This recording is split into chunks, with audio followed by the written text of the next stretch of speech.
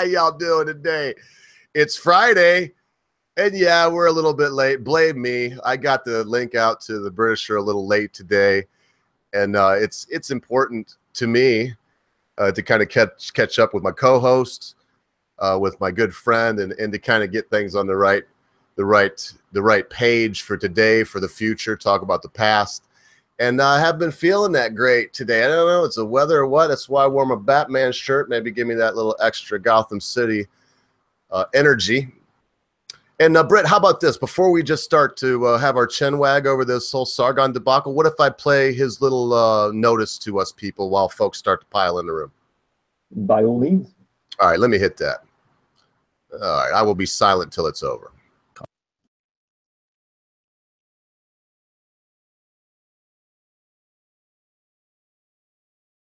So I thought I'd give people a quick update as to what's happening with the Twitter situation.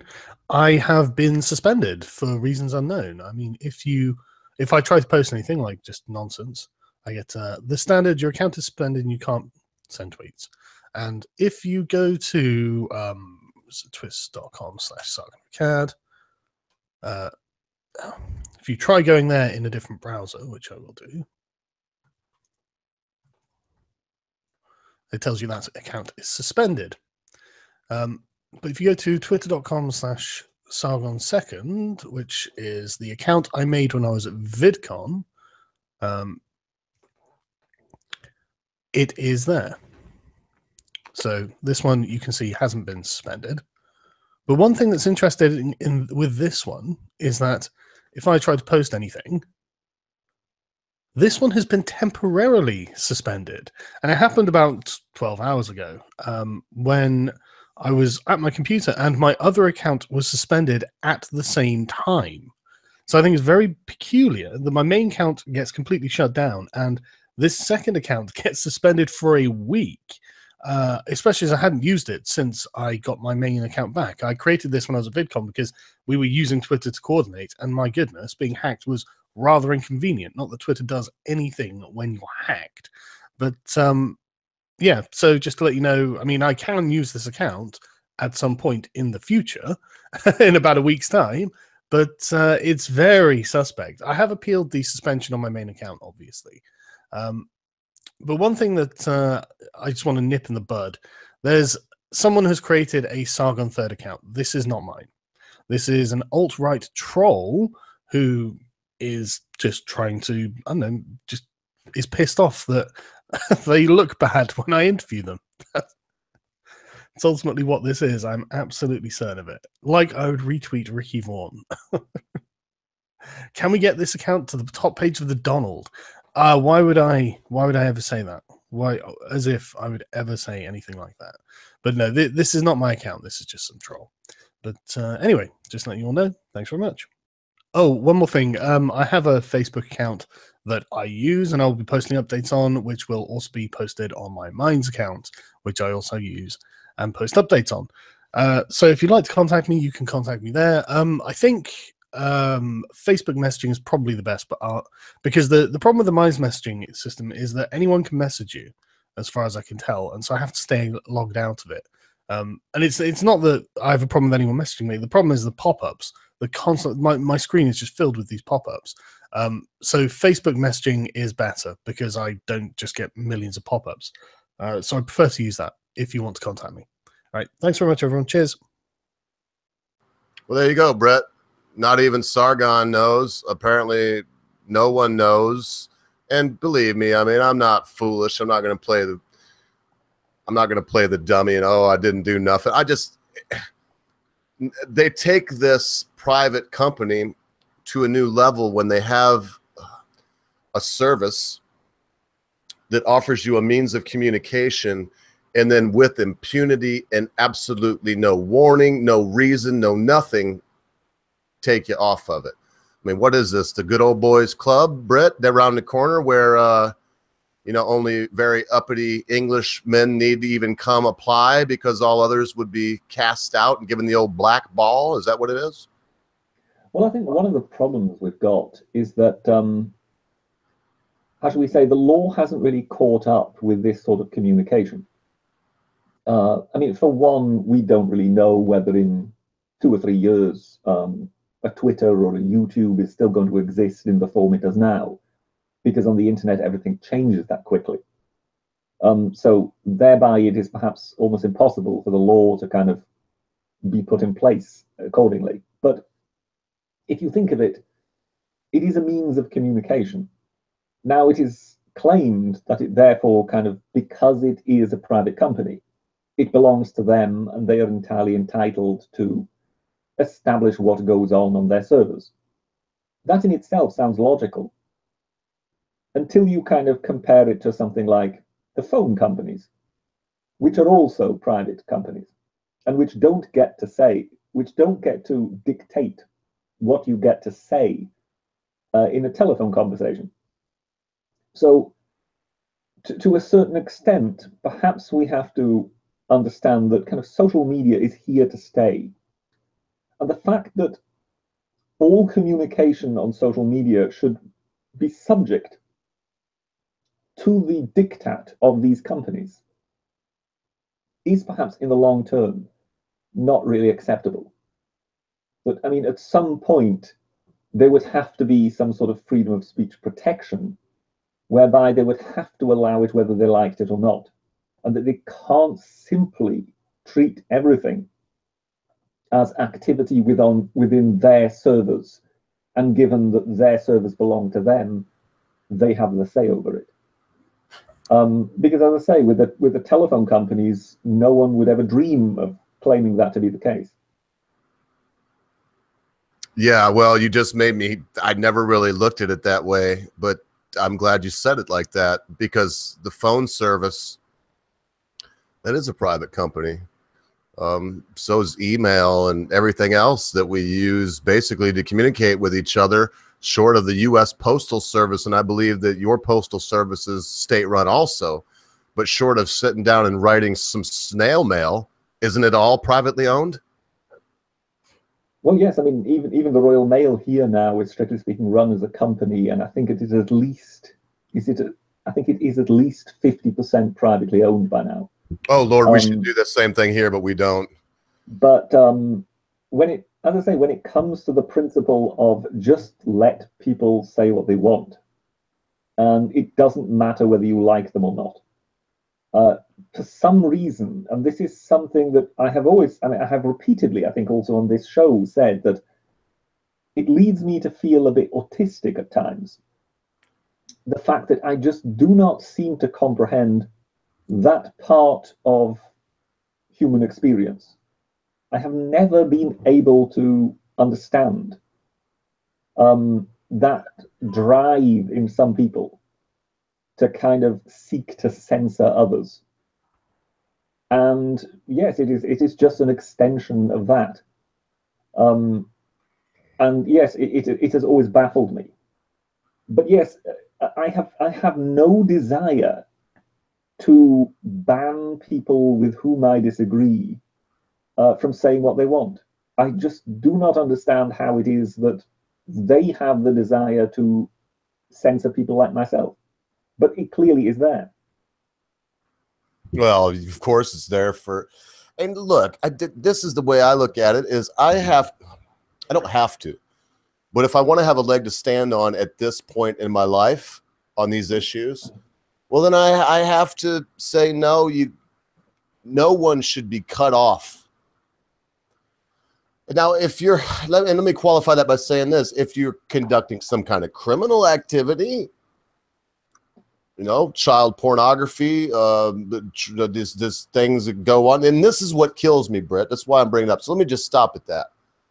Right now, the way it stands, Schmeckel and some other people, Samaj, some other people that work around the cunt stream, you've heard me talk about this. They go out, they pretend to be young girls, and then go so far as to set up meetings with, and I don't mean young girls like the young girls that your beloved ogre likes, like, 19 to 28. Those are women, but of course, they're girls to us, but they're women. They legally can do what they want to do. I'm talking about young girls, mate, 12, 13, 14 years old. They set up meetings with these folks And of course, when they get them to go and they're there on Twitter typing back to Schmeckel or one of his, I don't know if Schmeckel actually does, but one of his friends, you know, they're like, ha, I can't believe you're actually at the McDonald's there, but we've alerted the police and you're a pig. The cops don't do anything about it. Twitter doesn't ban these people, Britisher. What could it possibly be right now, as I try to calm down a little bit and keep this British? What could it possibly be, friend, that Sargon has done that would compare to what I just described? Well, I mean, chances are it is what I said that James Damore had done at Google. That his offense is more than likely blasphemy. That basically one has spoken out against the sacred ideology, and therefore one must suffer. Oh, mercy. But because in a way we are looking at something that is a faith. Now, I am sure they will find, in a way, within their own logic, they will find some other reason of why this is the case. Oh, he said something rude in this particular tweet or something like that. But the underlying idea is clearly there. The fact that one closed down 2 Twitter accounts, even though one of them which he clearly hasn't used in a long time, clearly kind of indicates that it was a kind of concerted effort. In that regard, it is very similar to what happened to Jordan Peterson. Because with Jordan Peterson, his YouTube account got closed down, but so too his Google Mail got closed down. Why didn't know they took his mail from him? Yes, this happened simultaneously. Why didn't I do that? I probably blew it off. YouTube, of course, belongs to Google, but they are in fact 2 separate companies. So for these 2 things to occur simultaneously, they would have to be a concerted effort of sorts. And it is these things that, in a way, make this particularly suspicious. Because it kind of shows that there is some kind of guiding hand behind it. You can't have an error that causes the closing down of Jordan Peterson's email account, which by pure coincidence is also mirrored in a separate company, which then also closes down his YouTube account. So that, to me, that rang alarm bells. It became quite clear that there was something odd going on. Now, in this case, if there is some sort of automation that kicks in and bans Sargon's account because some bad word has been said on that account, or some complaint has been raised against that account, then you would expect that account and that account alone to be closed down. But for another account to suddenly go down, which I think hasn't been used since June, that looks strange. Yeah. Yeah, to say the very least. And like you said, it's preemptive, man. Go ahead before I cut you off. But that means that we're not looking at someone, we're not looking at some algorithm, we're not looking at some computer program. We're actually looking at a person saying, oh, well, I also remember he's got another account. So that to me looks strange, particularly at this particular time, when we are really seeing a kind of retrenchment going on. Because I think everybody at the moment who is not in the sphere of making makeup videos or computer game videos, everybody is kind of feeling the chill a bit, because I don't think there's anybody who doesn't somehow get a feeling that there is something strange afoot. And when you then suddenly see an account like Sargon's, and Sargon in that case is very much a weather vane.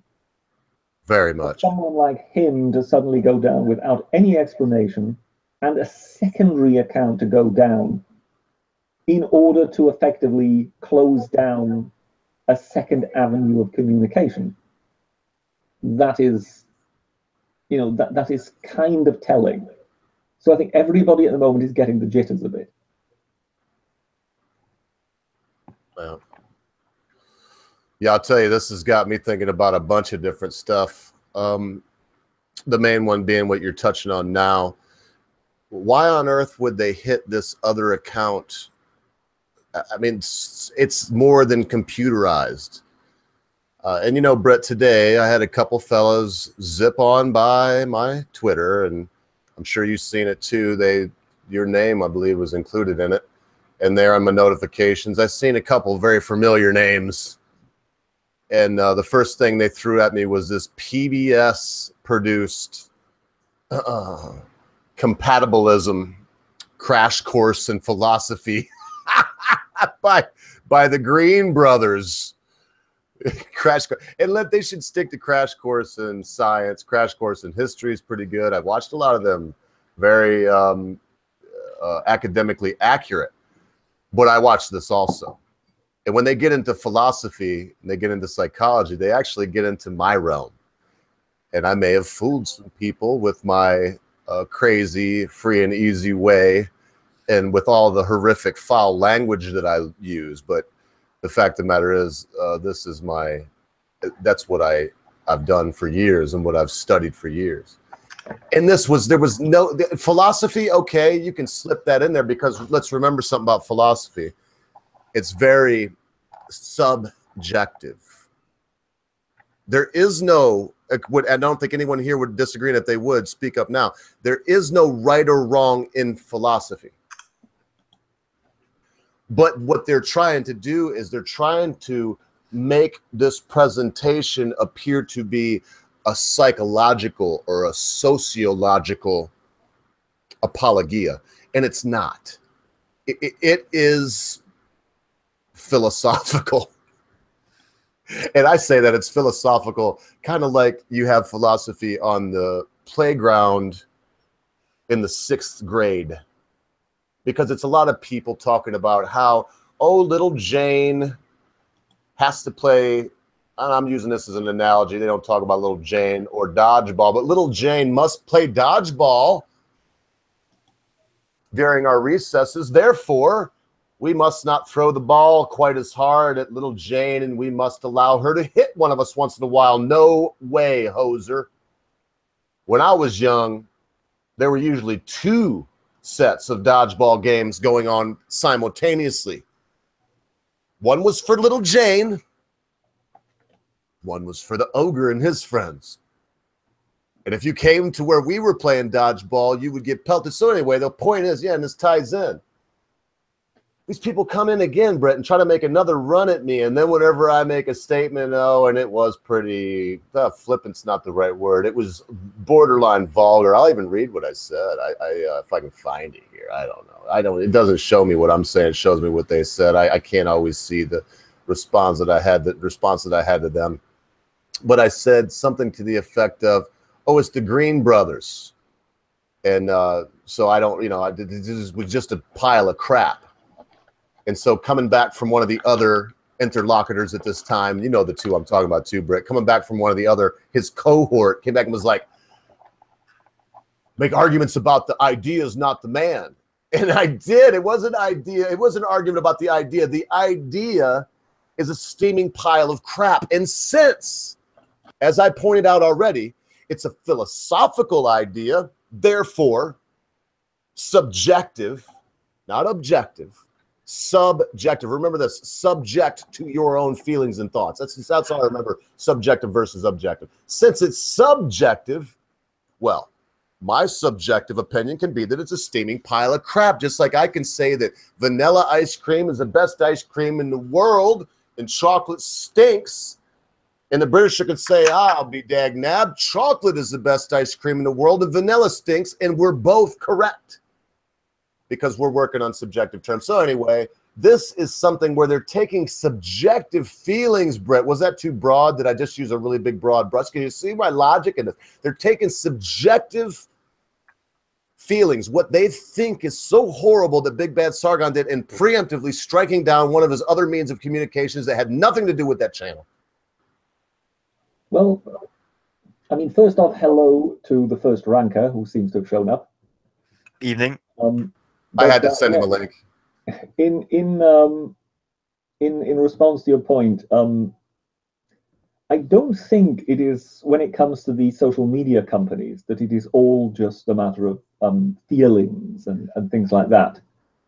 I think it is effectively their having decided that they wish to represent an alternate set of values that, in a way, to us here in the West, it has always traditionally been liberty, freedom of speech, that is sort of our chief value. But of course, what we need to understand is that these social media companies, they may have originated in America, but they very much by now see themselves as global entities. And they quite like the idea of sort of, expanding into markets that are very far from Western. So whether it be China, or whether it be parts of the Middle East, whether it be a country like India, which may be democratic, but in a lot of ways still is very censorious. Also, I mean, countries like, this may be a small country, but a country like Singapore, also very authoritarian. So those countries don't necessarily attribute the same value to something like freedom of expression. So whereas in America and the United Kingdom, we may be appalled at people's freedom of speech being overruled, those countries, well, they're a bit more forgiving. With them, it is other things that kind of matter to them more. So I think there is a possibility, and this is mere speculation on my part, that the big social media companies have effectively embraced this progressive agenda, so to speak, because it kind of masquerades as something Western, but it is not at all enamored of freedom of speech. And at the same time, it is kind of, at least superficially, obsessed with ideas of justice and fairness. And I mean, where will you find a country in the world which won't at least superficially subscribe to ideas of justice and fairness? But those things are much easier to sell because, as such, they're completely meaningless once you look into them. They're much easier to sell in countries that may not quite be as liberal and democratic as ours, because you're not challenging anything and you're not allowing for the challenging of existing orders in those countries, because the one thing that would allow people to challenge is freedom of expression. And they seem to be making it quite clear that as far as they're concerned, the chief virtue is, this kind of progressive agenda and not freedom of expression. And that's why in the video I made about this, I kind of said that one almost seems to be consciously stepping away from Western tradition. And one needs to kind of ask oneself whether therefore one still belongs with the West. Because of course, if they were to kind of publicly let it be known, which we know they never will, but if they would publicly let it be known that this is their thinking, then they would more than likely face a mass backlash. And very quickly, opposition would be set up to them, which eventually would trounce them. Because like it or not, they may want to expand into these foreign markets, but their main market will more than likely, for the long term, still remain the West. Yeah, I'm right there with you, mate. And don't let us just bulldog you, first ranker. I let you on today because, I mean, you're almost part of the crew. And the common sense guy, I haven't even mentioned it, by the way. Anybody that's missing the common sense guy, we're missing him too. He's out with undoubtedly that horrific sickness that I do personally believe originated in the Britisher. Like that it germinated inside of him, his body. Completely, the genesis of this thing completely taking place inside his own biosphere, and that once he germinated it properly, he spread it out into the world with the idea to call humanity down to 500 million. So I don't. Yeah, I have reason to believe that the cyberpass plague will become quite the pandemic. The cyberpass plague, even. I can't even. That was very good. You get high marks for that one. Oh, anyway, let's carry right along like I didn't just sabotage the whole show with some stupid shenanigans. I'm working on this little thing while we're talking too. So first, Ranko, while he's working on this little thing, whatever it is. No, I'm still here, but go ahead. I like how you just bulldogged on me. Go ahead, Brett. You take it. Well, I just thought like that you can work on your little thing, whatever it is, and I can try and engage the first ranker. So I was just wondering, have you heard about the whole Sargon incident? I am not fully updated. I do not have all the data, but well, I know neither for a does fact. Sargon. I know that he was banned from Twitter, and I know that his Sneak account was banned from Twitter. Yes. So basically, both of them were banned from Twitter. What you call the Sneak account was banned, I think, for a matter of days, whereas the original account, that seems to be down for good, at least at the moment. He has appealed it. Will make an interesting appeal, given that he hasn't even been given a reason why it was taken down in the first place. But do you see any wider theme to this, or do you just sort of see it as the banning of one particular individual who perhaps was causing a lot of trouble online? Well, had Jordan Peterson not been banned the week before? That's from Google, but yes, he was banned on YouTube and on Google Mail. Yes, but had he not been banned the week before, then I would have probably just said, okay, Sargon probably trolled some guy, and then he got banned. But now I'm starting to notice a bit of a pattern. Yes. So it's not just us then, because as I was just saying before, I think there does seem to be a kind of sense in the wider YouTuber community, if there is such a thing, that there may be something afoot, and that people are getting a bit nervous as to what they may or may not be permitted to say. Yeah. Which, I mean, I think given the situation that one wouldn't even tell Sargon what he had done wrong, by proxy, therefore, one is also not telling everybody else what they are not allowed to say, if you know what I mean. Oh, I do. Yeah, I think especially the no reason part has me shaking in my breeches or breechers. I don't know. So there is a sort of there is an element of, you all know what we don't like about him, so you learn your lesson, but we're not going to say it. So there is an element of that to it, is there not?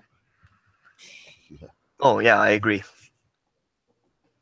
Has the ogre stopped doing his little thing that he was up to? I'm sorry. I know I admitted right on air that I was fiddling around, but I was listening very intently while I was doing some other stuff. I was multitasking. Maybe I'm transgender, dude, because I can do like more than one thing. No, I'm just teasing. Oh, I just want it to be so that whenever I hit this button right here, that I didn't have to just do this, because when I hit this and block my camera out, you can just see me. But especially on the church show, I mean, everybody you see here, and I'm sure I'll get called a 16-year-old girl again for all my montage of pictures, but everybody you see here has a very direct impact on this whole deal, and it means a lot to me. So that's what I was doing. I got caught by my own loose and wild tongue. So I'll try to do that again. But yeah, I mean, I see you trying to prod over here with the first ranker, and I mean, I can give you my 2 cents on it. There is a dialectic taking place right now. There are forces, and forces, I'm trying to find a better word. That's why I was freezing up there. Forces sounds so conspiracy theory, and I tell you what, a lot of the things that I've studied into, people call conspiracy theory. Well, there are a lot of conspirators out there, and for people to have theories about what they're doing is nothing abnormal to me, and it doesn't mean that somebody's crazy, or it doesn't mean it shouldn't dismiss anybody based on that. No more than you should dismiss somebody based on, oh, he's just a southerner, or oh, whatever. I mean, it's not right. But what I understand from my own subjective views,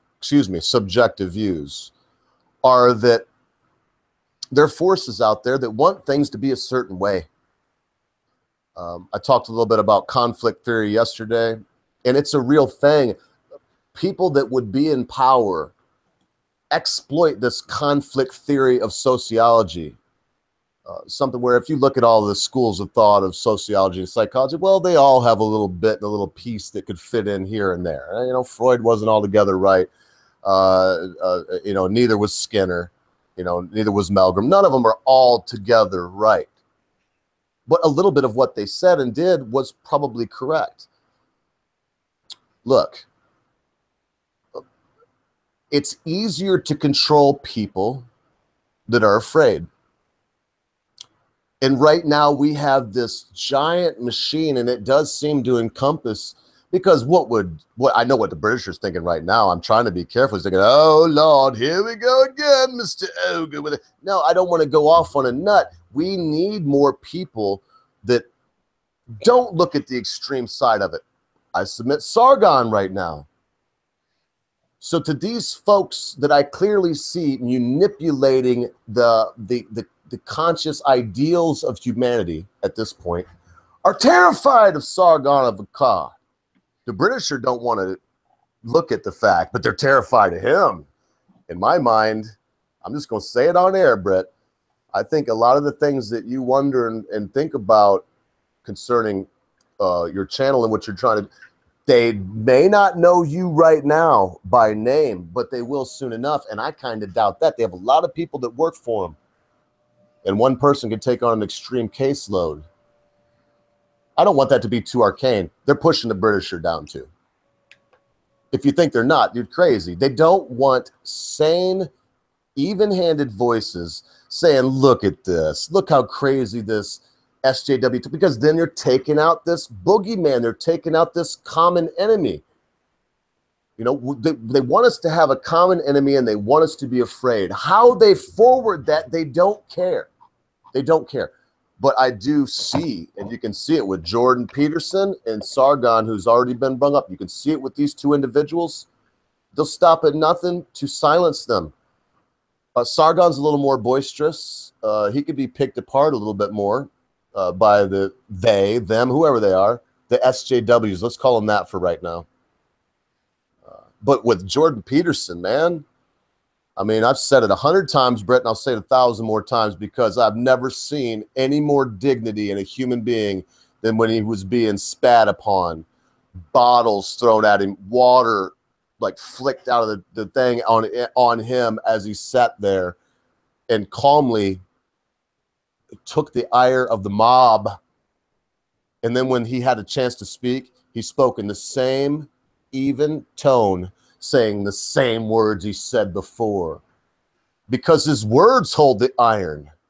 He doesn't need to have a sword or a Glock. In his very words, there are lead and iron. You see what I mean? Anyway, I'll ramble on this forever because I see this as a strike at humanity for a reason. The reason? You got to have a boogeyman. You got it. The black people have to think that all cops want them dead.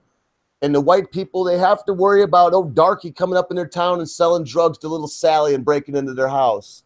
And the Hispanics have to worry about Trump calling them all rapists and not letting them into the... It has to be that way because when you have the people separated and afraid, they're very easy to manipulate and control. Was that enough for you, Britt? Did that answer your question? Well, that was quite the rant. I must inform viewers that, of course, there was already a Lionel-style rant on the Google subject, was it not? No, it was on this. Yeah, this same thing basically. It was about Sargon. Yes. So yes, this is now your second helping. So you are now Donald Trump. You're getting 2 scoops. Well, it's something that's very, very close to me, mate. Go ahead. What I found amusing, of course, was being described as a reasonable voice, which, if you listen to some of my detractors, I must be the only hard right communist who is out there. Well, they've got you covered, that's for sure, because I have seen you call a communist and an alt-right, sometimes in the same chat. I try to make a comment. Today I went and I looked down and through your chat today pretty thoroughly, so far for the one you just put up about Google. But it didn't seem to be as crazy as some of them, but I've witnessed a few of your chats where in the same thread, someone will say, you're a Manchurian candidate meant to take humanity down. Some of these people, I don't think are joking, Brett. I really don't. That you're some kind of plant, you know what I mean? You're some kind of Manchurian candidate.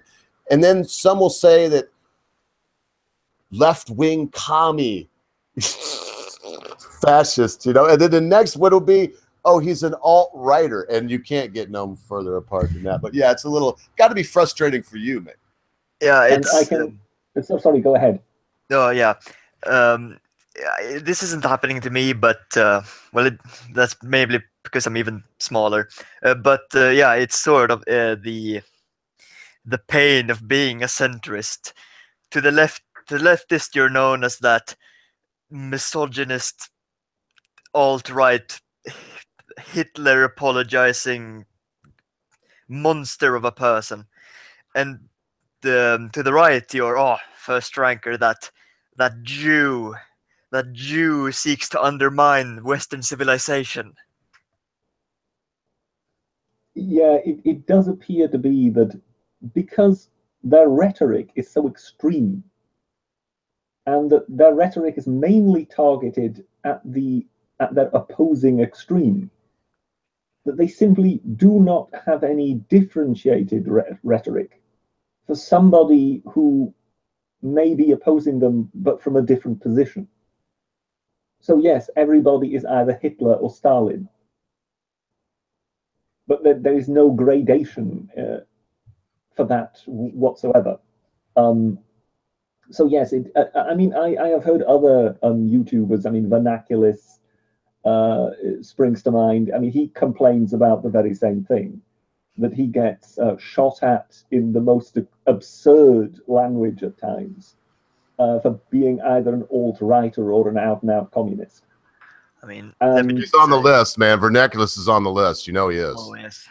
I mean, you just have to see me on Twitter for 5 minutes, and it's pretty obvious that I have a bit of a man crush on Vernaculus. Man crush. There's nothing wrong with that, mate. When you say he's on the list, Ogre, what do you mean? Oh, I mean, well, if you just heard and of course, please remember as I stutter and stammer, because believe it or not, Britt, I hope you can tell that I've been trying to think hard about what I say, and not always just saying what I think, but trying to think through how it's going to sound, and not just, you can't let everybody know what it is that goes on deep inside of here, because every one of us, you included, Britisher, will sound crazy if we do that. But what I mean by on the list, He is so Britisher. He's so Jordan Peterson. I would put Lionel Nation in the Sargon category. You see? I hope you see where I'm going with this. So, yes, you could take Lionel Nation. One could take Lionel Nation. They could kind of pick apart his mannerisms, the way he does hand farts, for goodness sake, in the middle of his rants. I mean, the guy's a little out there. But when it comes to somebody like Vernaculus, like yourself, Kraut and Tea, Tim Black, Coffee with Tim Black, not so much Tommy Sotomayor, but I would say Anthony Bryan Logan. And without making this long list of people, which I already did, some of them are easy to take down because of their, like I said, their mannerisms. Some of them, they're on the list, man. They're the ones that are these, in their minds, subversives that will be hard to take down, because when's the last time you really seen Vernaculus lose his cool, you know, so to speak? Very rarely. And when he does, he even does that in a genteel way, if you dig it. It's much like yourself. And you and he are who they're very, very, very afraid of. They haven't figured out how to take you down yet.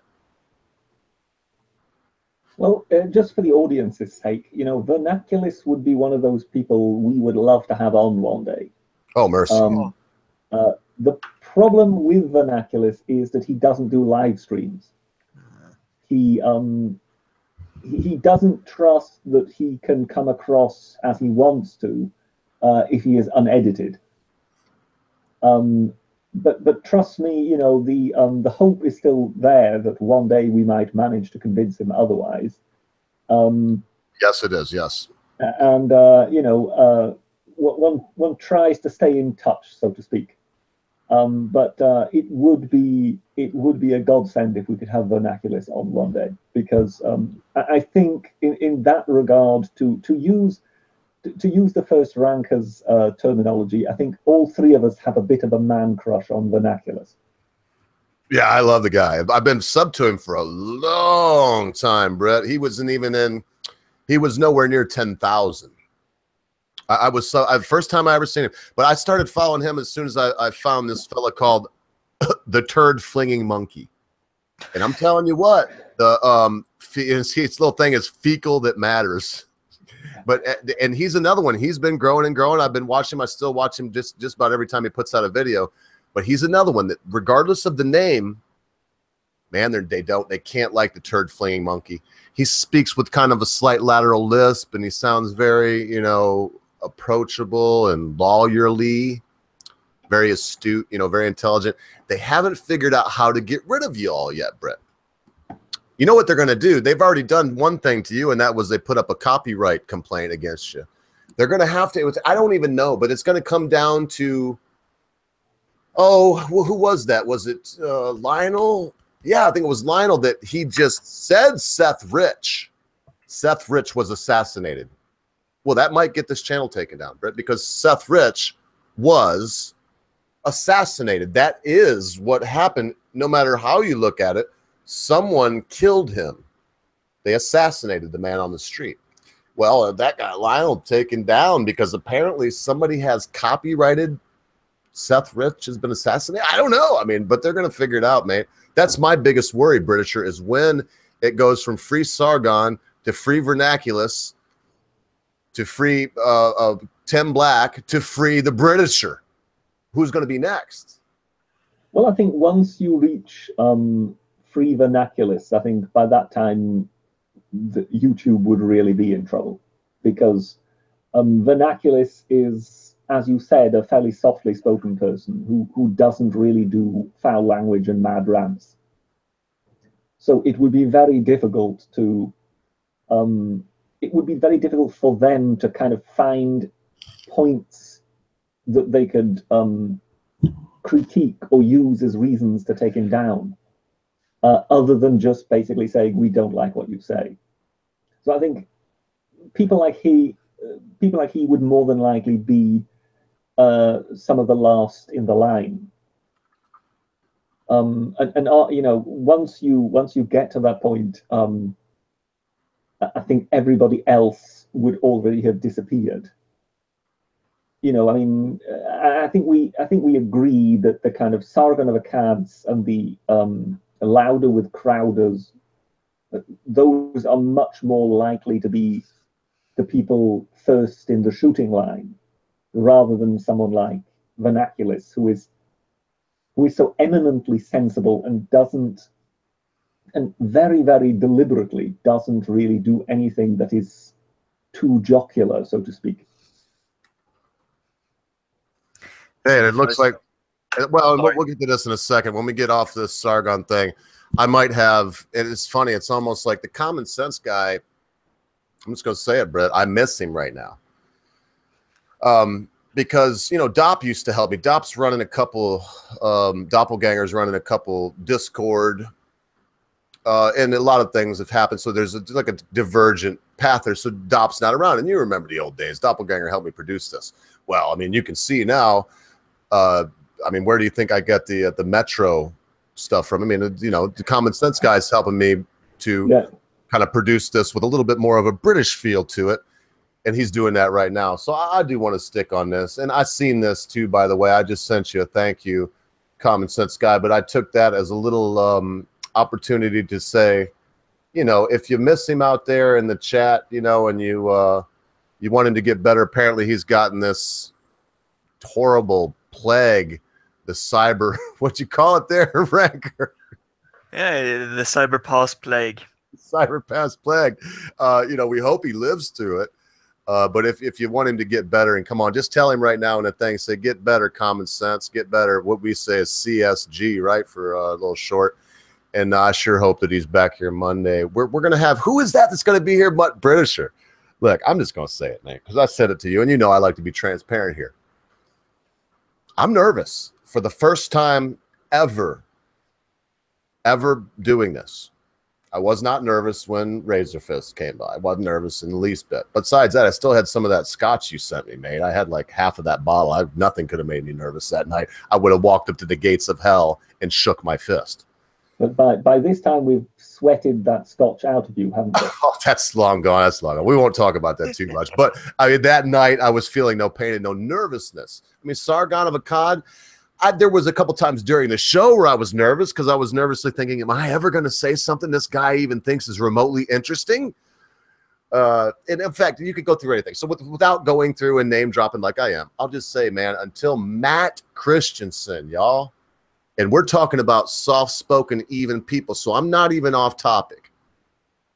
He's going to be here Monday, man. Can you believe it? The British are got him, too. The Brit, he's always got to be the best. He does. I can see that. He didn't tell me that, but I know. I can see. Because I've gotten some pretty cool people. So far now, it would be Sargon of Akkad and Matt Christensen fully go up in the Britishers' box of scored them for the show. And with that said, he's just on this other level to me. Christensen is. And I'm trying to get my act together. I watched about an hour and a half of his videos today. I'm going to watch probably tomorrow on my Sabbath. That's probably it's all I'll do. I will watch his videos, man, for a good 6-7 hour marathon. Just get some of his ideas in my head. And I'm trying my best because there's going to be a very small panel there. He's only going to be there for an hour. It may come down to the Britisher and I. We have not yet decided. And if we decide it's the Britisher and I, send him your hateful tweets. Be gone, foul trolls. Not the only one to make the decisions around here, but I do seem to get all the flack for it. But anyway, so we'll see it. But I want to have one question, Britt, because can't you tell that dudes that think like him, you don't have to have 20 questions ready for him. You could have one, and he could take a half hour on whatever I ask him, a half hour on whatever you ask him. I'm sure you could fill that up, especially if we got good ones. You know what I mean? I mean, not like the strikeouts with the North Korean Sargon. I mean, like a good one. Oh, anyway. So I'm a little nervous. And could they take out Mr. Christensen? Well, as I say, I mean, if they were ever to head that way, then yes, because I think it was yesterday I saw a clip of Matt Christensen because I was also watching one or two of his videos to kind of do a bit of homework. And you know, when you get them in sync, that basically once you stop playing one and it brings in another video and starts playing it, it doesn't necessarily play them in sequence. So I got one that was actually something like a year old. And here was, I think it was a year, it could have been a few months, I'm not sure. But he was attending some conference or whatever, and there was a black gentleman that started following him around the square, and the lady who was there with a camera. And it seemed to get a bit menacing. And this chap apparently has a record of giving YouTubers a hard time who are alt-writers. And he had decided that Matt Christensen was an alt-writer. And it is that line of thinking that basically anybody who disagrees with me is alt-right, is a racist, is a Nazi. It is that line of reasoning that eventually, if it is adopted by, and I mean, it pretty much seems to have been adopted by some of the social media companies, that sort of reasoning could do for anybody. Because if you can accuse the likes of Vernaculus and Matt Christensen of being alt-righters, then, I mean, who wouldn't be? Yeah, who wouldn't be? So, no, I mean, it is also worth pointing out, of course, when we're talking about what plans we made, that, of course, by now we would have had Sargon on, because I had communications with Sargon, and we were basically on direct messaging on Twitter. And he said, oh, yes, he would like to come on somewhere this week. This week, yeah. Yes, and we basically said, look, you are the busier person.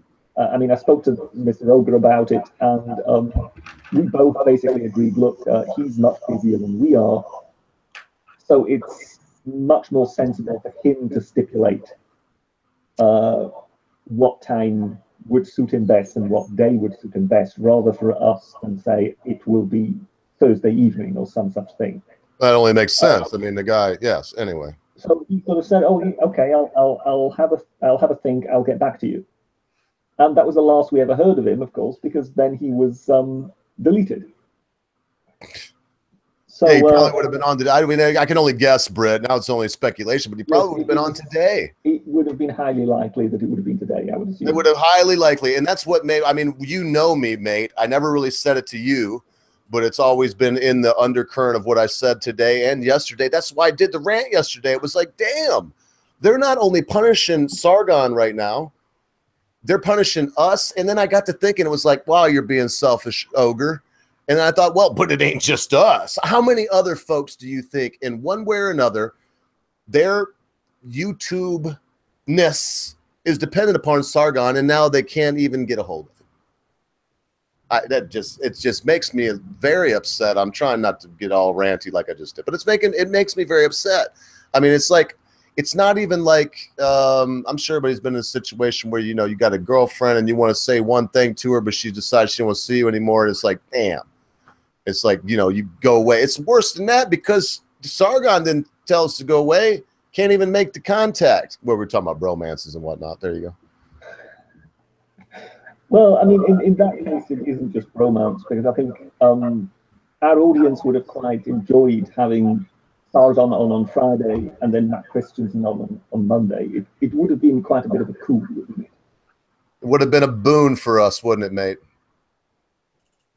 Yeah. So, I mean, in that regard, I mean, you know, when we have spoken privately, we've already said this is unlikely going to be the end for Sargon. He's bound to be back. So it's not as if it won't keep. He's going to be back on. But we've got a bit of an echo, Ogre.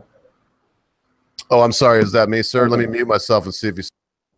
Okay, yeah, I think that's gone now. Yes. All right, let me get my other rig out.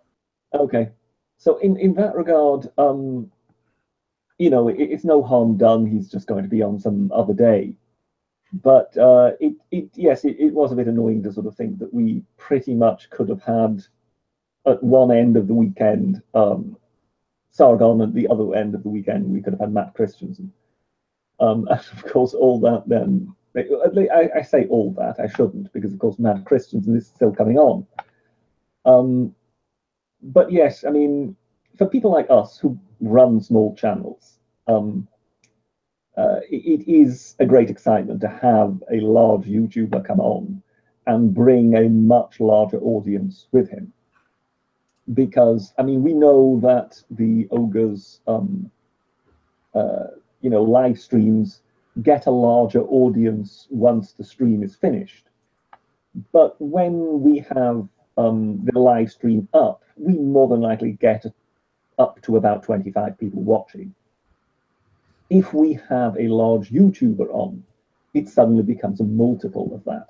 Oh my gracious! So when Sargon was on, I don't even remember, Brett, but there was like 500 people, something to that effect, at one time. It becomes the equivalent of effectively speaking to an auditorium, and that, of course, gives you quite a buzz. In basically speaking to a larger crowd live. It's difficult to explain because, of course, you are not in an auditorium. You cannot see the people. But nonetheless, there is a sort of frisson of excitement that inevitably is part of it if you are basically speaking and there's a much larger crowd out there. So it goes without saying that just for purely egoistic reasons, it's much more fun if you can have these large YouTubers come by and bring with them their audiences. Well, you said it. It's a buzz. I will never forget the day, mate, when you did the Weekend Stupid and you rated the ziggurat, and then when you got home the next day to your castle, I can't imagine what it was like for you because I know what it was like for me. I mean, believe me, mate, I refreshed your page 100 times that day at the minimum, because every time I refreshed, it was like, oh man, he just got 50 more subs. Oh my goodness, he just got 100 more subs. And so it's like that buzz that you talked about. And it doesn't always have to translate to getting, 8,000-9,000 subs. It doesn't. But you get that. And not only that, let's just say for this, I would say when Razor Fist came by, we did have a good crowd. Now I think we had couple hundred or something like that watching at one time, but neither one of us felt a gigantic, not me at all. I didn't feel, I might get 15 subs out of that deal, but there's still that buzz of getting someone on that other level, man. I mean, and we could probably both agree that both Sargon and Razor they're that other level. They're doing what you're doing, but it's kind of like if you're in AAA baseball and you get to play with a pro, you got that pro pitching to you and giving you the advice, and just you get to witness how they play the game. And that's what it is. And I feel robbed. I feel like we've been bested by this social justice mob that apparently includes Google. Well, I mean, with what you were sort of referring to there, it is true that if you have got someone on who has been around the block on Google, on YouTube, I'm losing my mind here, sorry, then you do have people who have a much, much greater routine, that they are much more accustomed to speaking at times to very large crowds. I mean, when I was on Sargon's election live stream, there were 9,000 people watching live. And it seemed to be completely normal to Sargon, whereas everybody else who was on seemed kind of a bit shell-shocked. Sargon, it was just, another day at work. So, of course, when they are on a small channel like this, they are completely relaxed. They don't see any problem with anything. And they can kind of expand on things at their leisure because they are so well versed in doing these things. And you do kind of feel that it's not so much a matter of their opinions. It's more a matter of their delivery, the ease with which they do it. That you can see that someone like a Razor Fist, someone like a Sargon, that yes, you know yourself that here are people who are perhaps 1 or 2 leagues ahead of you, if not more. And these are the people whom you kind of aspire to emulate to a certain degree. That doesn't necessarily mean you wish to copy them, but No. you wish to kind of learn from that skill which these people have acquired over time while they've been doing this. Very much.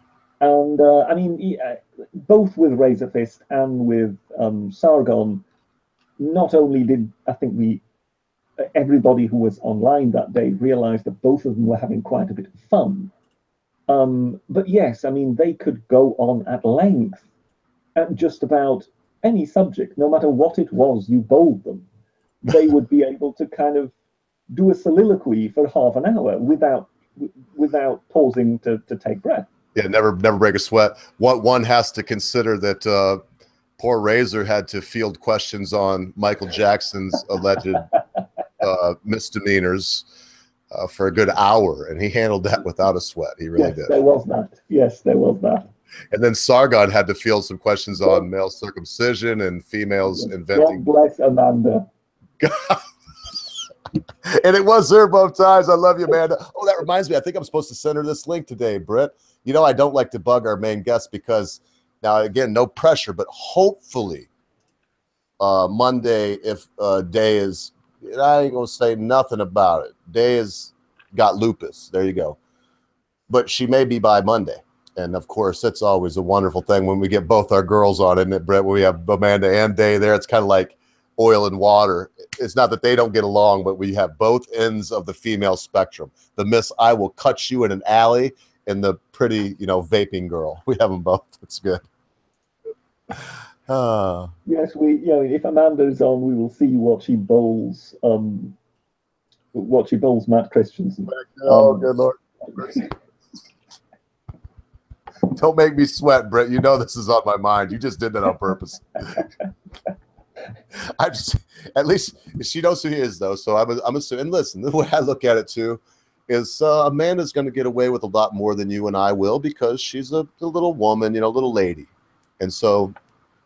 And anyway, she's never caused us any harm. She does say whatever it is that's on her heart, though, doesn't she, mate? Just a bit, yes. I mean, in my case, the one thing, of course, that I will try and get Matt Christensen to say as often as possible is the word always.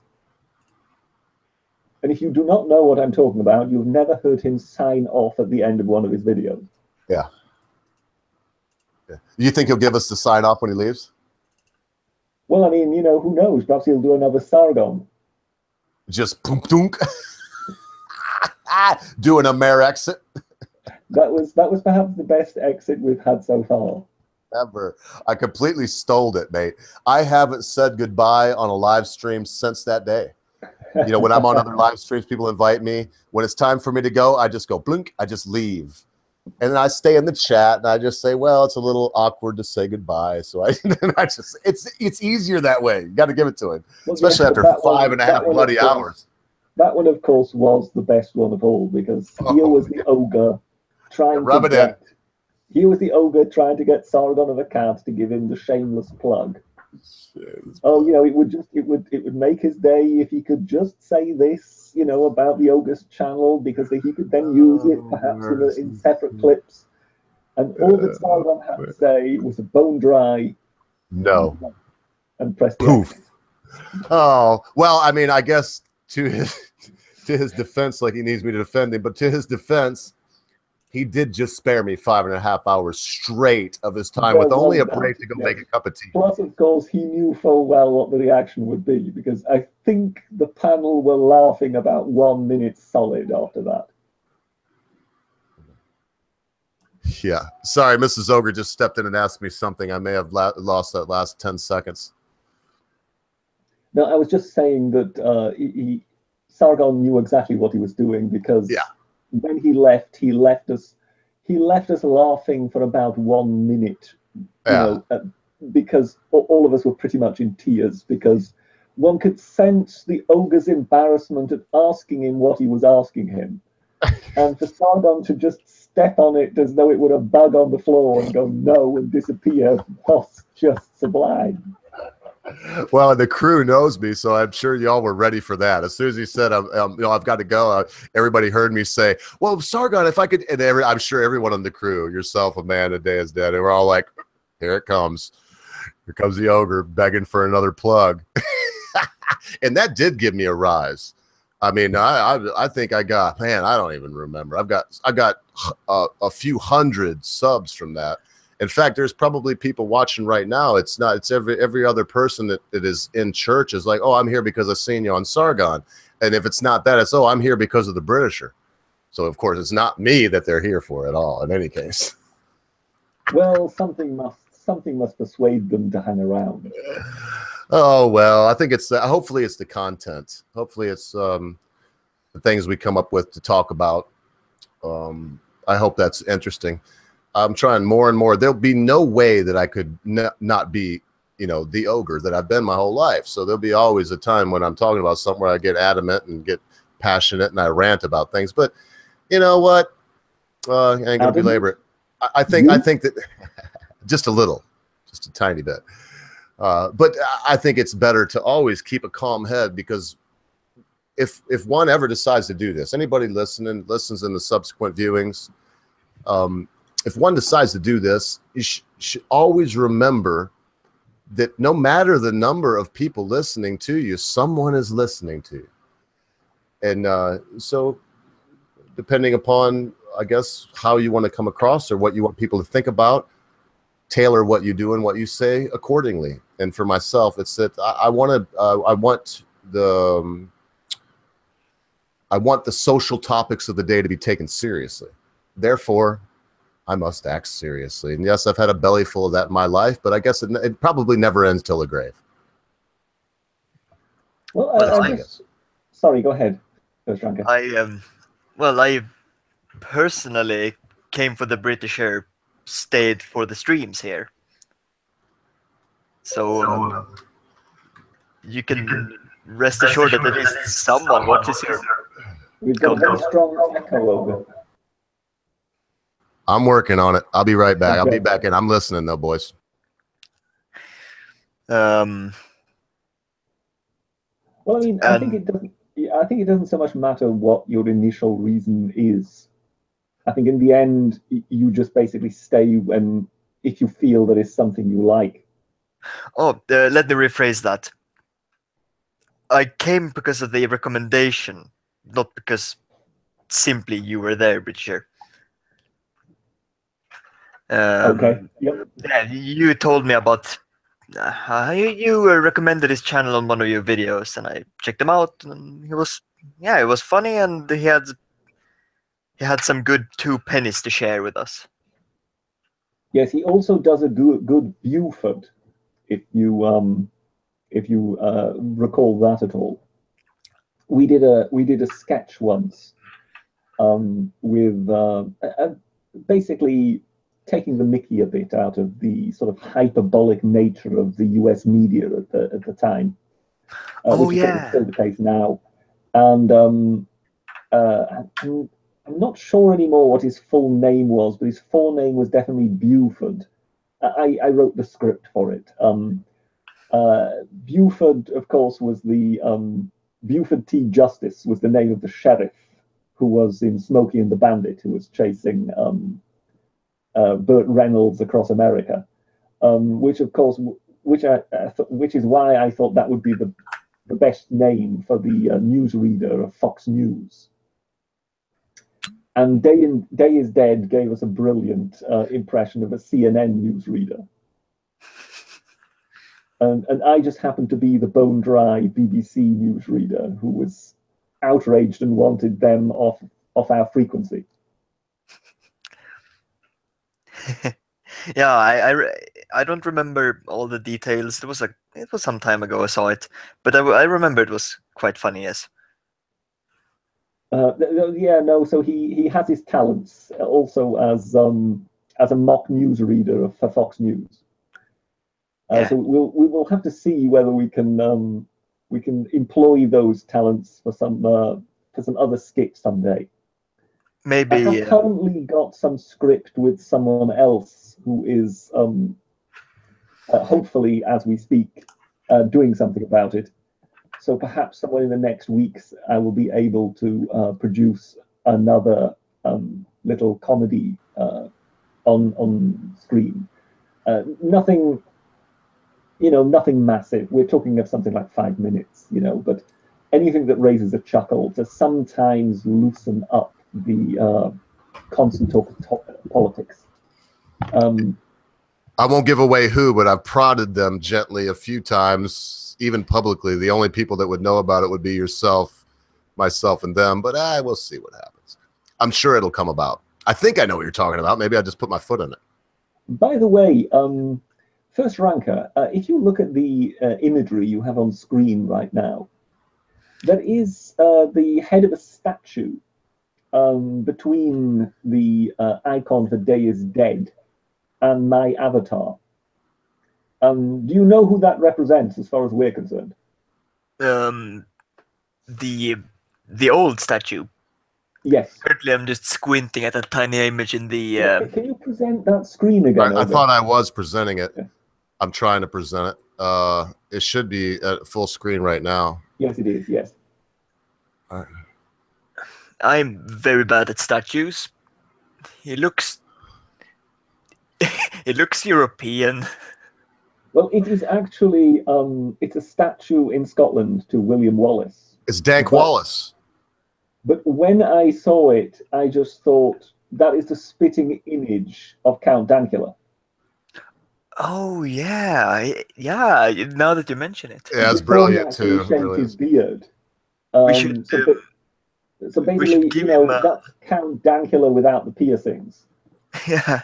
Oh, Britishers already made a meme about it and that's why I've got it up there. That is our representation of Count Dankula. We use Dank Wallace.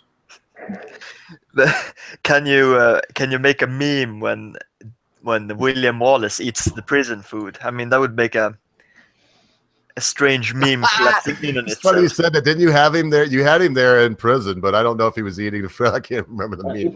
If I remember rightly, he was wondering whether he could trouble the prison canteen for their vegan menu. Yes, for their vegan menu. Yes.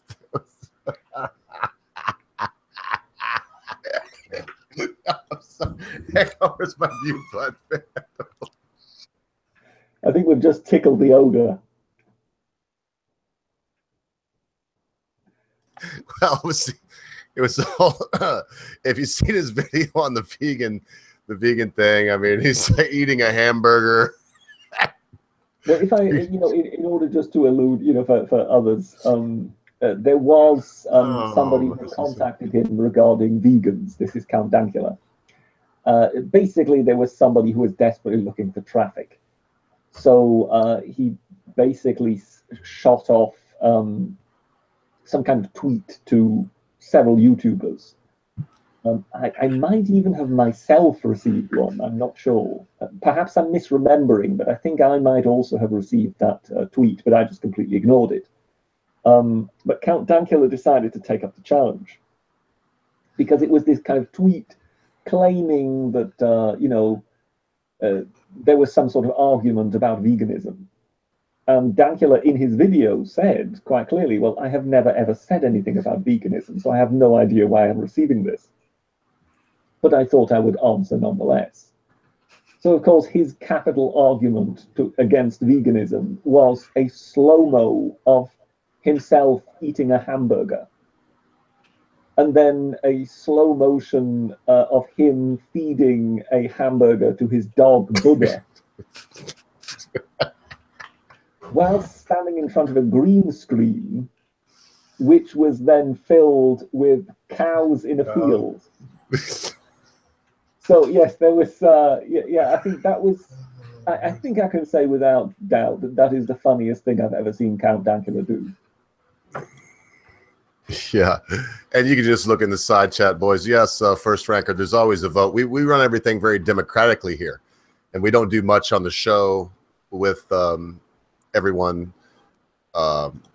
present that we don't. So at British, I'm just awaiting your vote, and we'll decide on that. I will never say. I mean, the only thing we do is Rankers when things like this are being decided.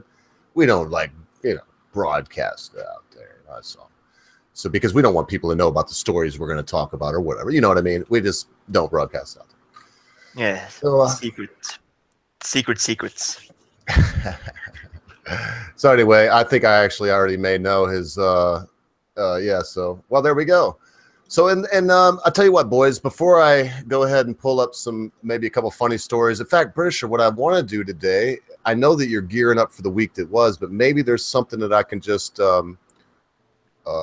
impose upon you and get you to bring a topic up after the free Sargon. They'd be fine with me. It's a fun day Friday.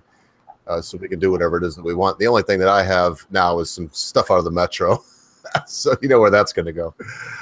So maybe we can put our little bit of icing on this cake, boys. I feel like, let me look. Yeah, we've been actually on the Sargon issue, the whole idea of this social policing for about an hour. So maybe we can give our final words on that. What do you think, boys?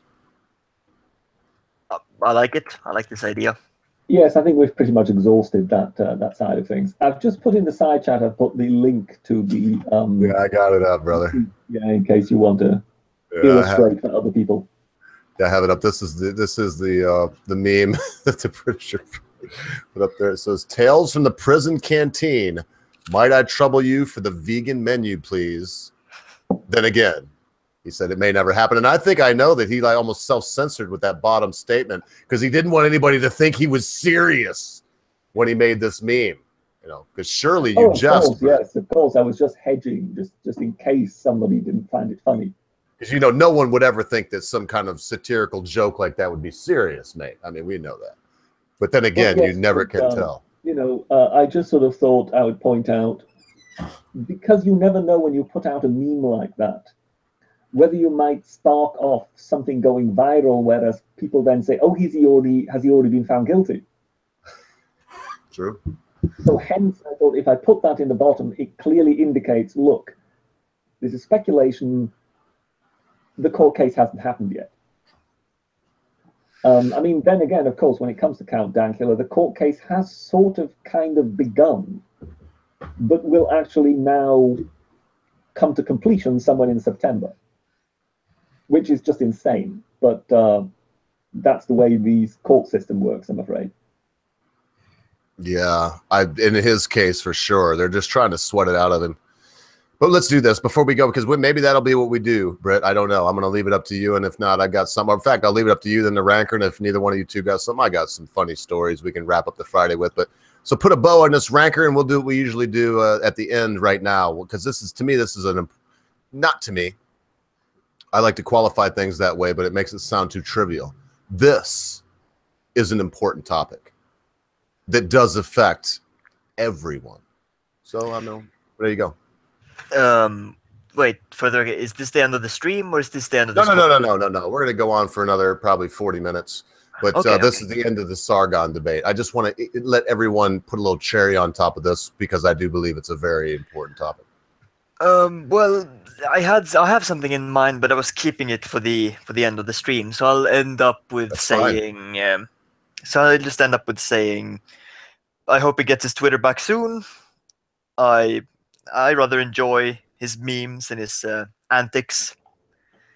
So yeah, and you know, I found myself in a bit of an awkward position earlier today, as the Britisher simply tweeted Sargon, and I thought we were playing the I say one word and you say the first word that comes to mind.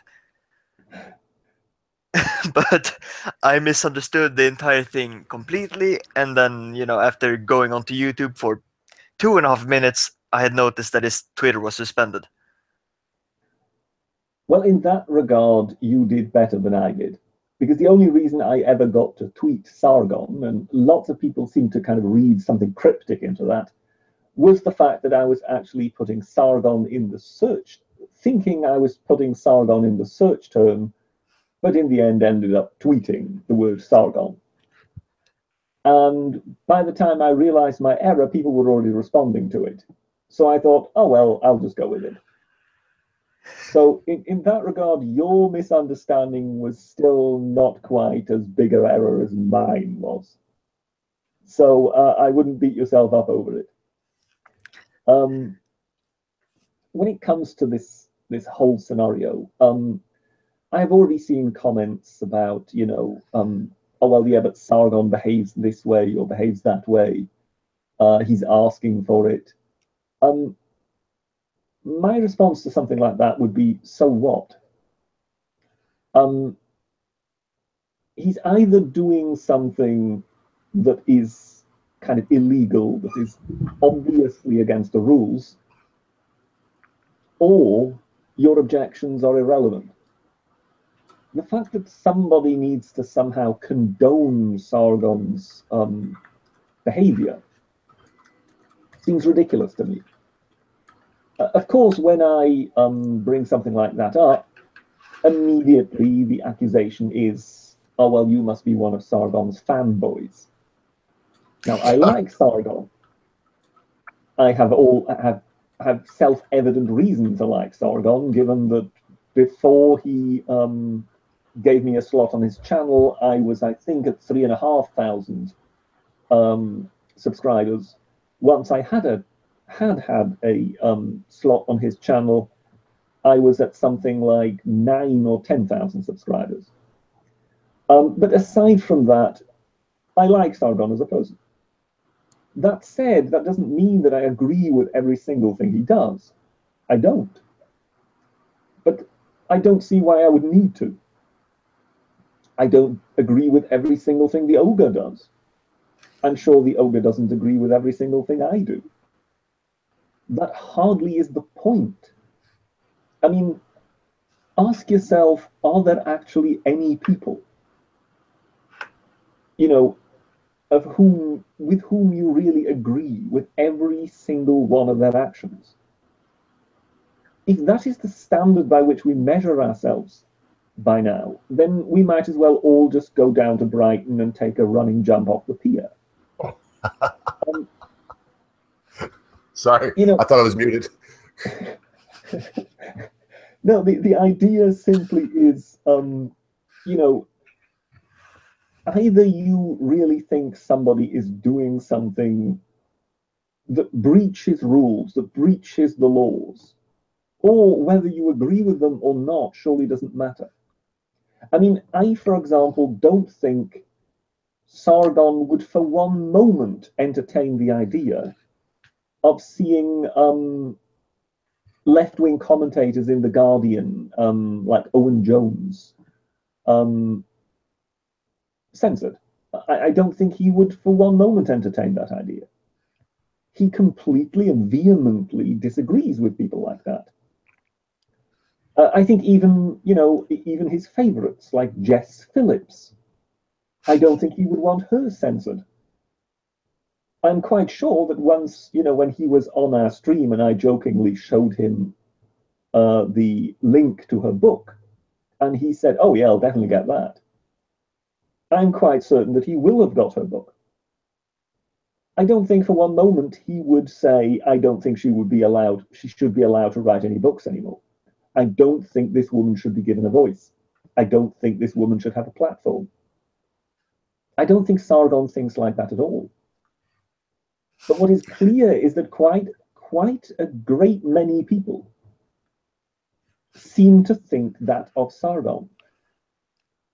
And just as I was basically asking, you know, in purely rhetorical fashion, the social media companies to ask themselves the questions of, you know, who they stand with, I think it should also be asked of people who demand so vehemently that this or that person shouldn't be given a platform or shouldn't be allowed to speak. These people should think about what the hell they're doing. Because to my mind, that argument just doesn't exist. And funnily enough, mainly with those people of whom one is constantly demanding that they be censored, they tend to be people who are quite willing to stand up for the right of others with whom they vehemently disagree to speak. And in that regard, that is where I see Sargon as highly principled.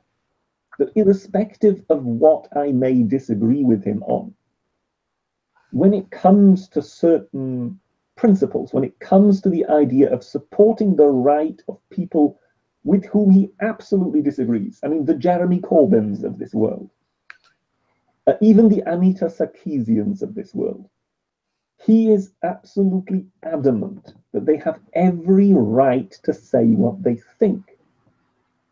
But funnily enough, the advocate, the very person who advocates for those people to have the right to say whatever they want to say, it is that advocate who then has his voice silenced.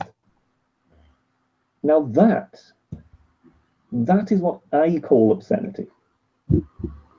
Anyway, over to you, Mr. Ogre. I'm going to keep it very brief. I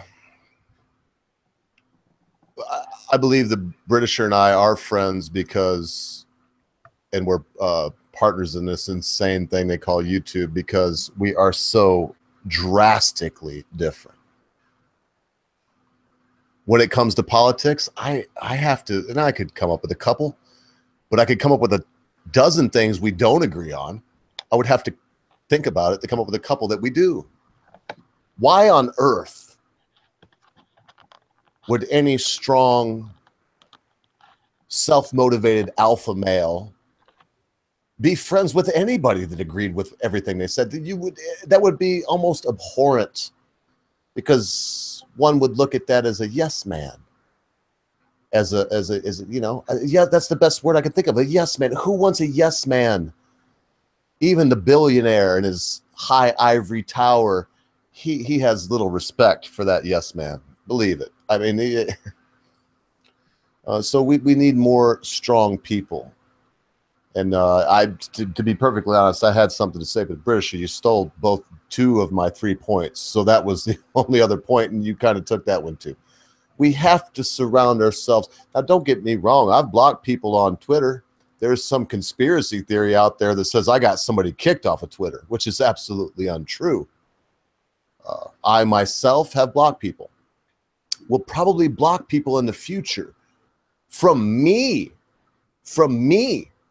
You see, I'm not blocking them from you or from anyone, from the Britisher or anyone else, be they friend or foe. I'm not blocking them from anybody else. I'm just saying I've had enough of this person. Bye. It's as simple as that. So and don't get me wrong. Did I narrow my horizons in that case? Yeah, probably. But when it's only you stink and you know you got a little penis and you're funny bald head, and when that's the meat of the conversation, well, I mean, come on, folks.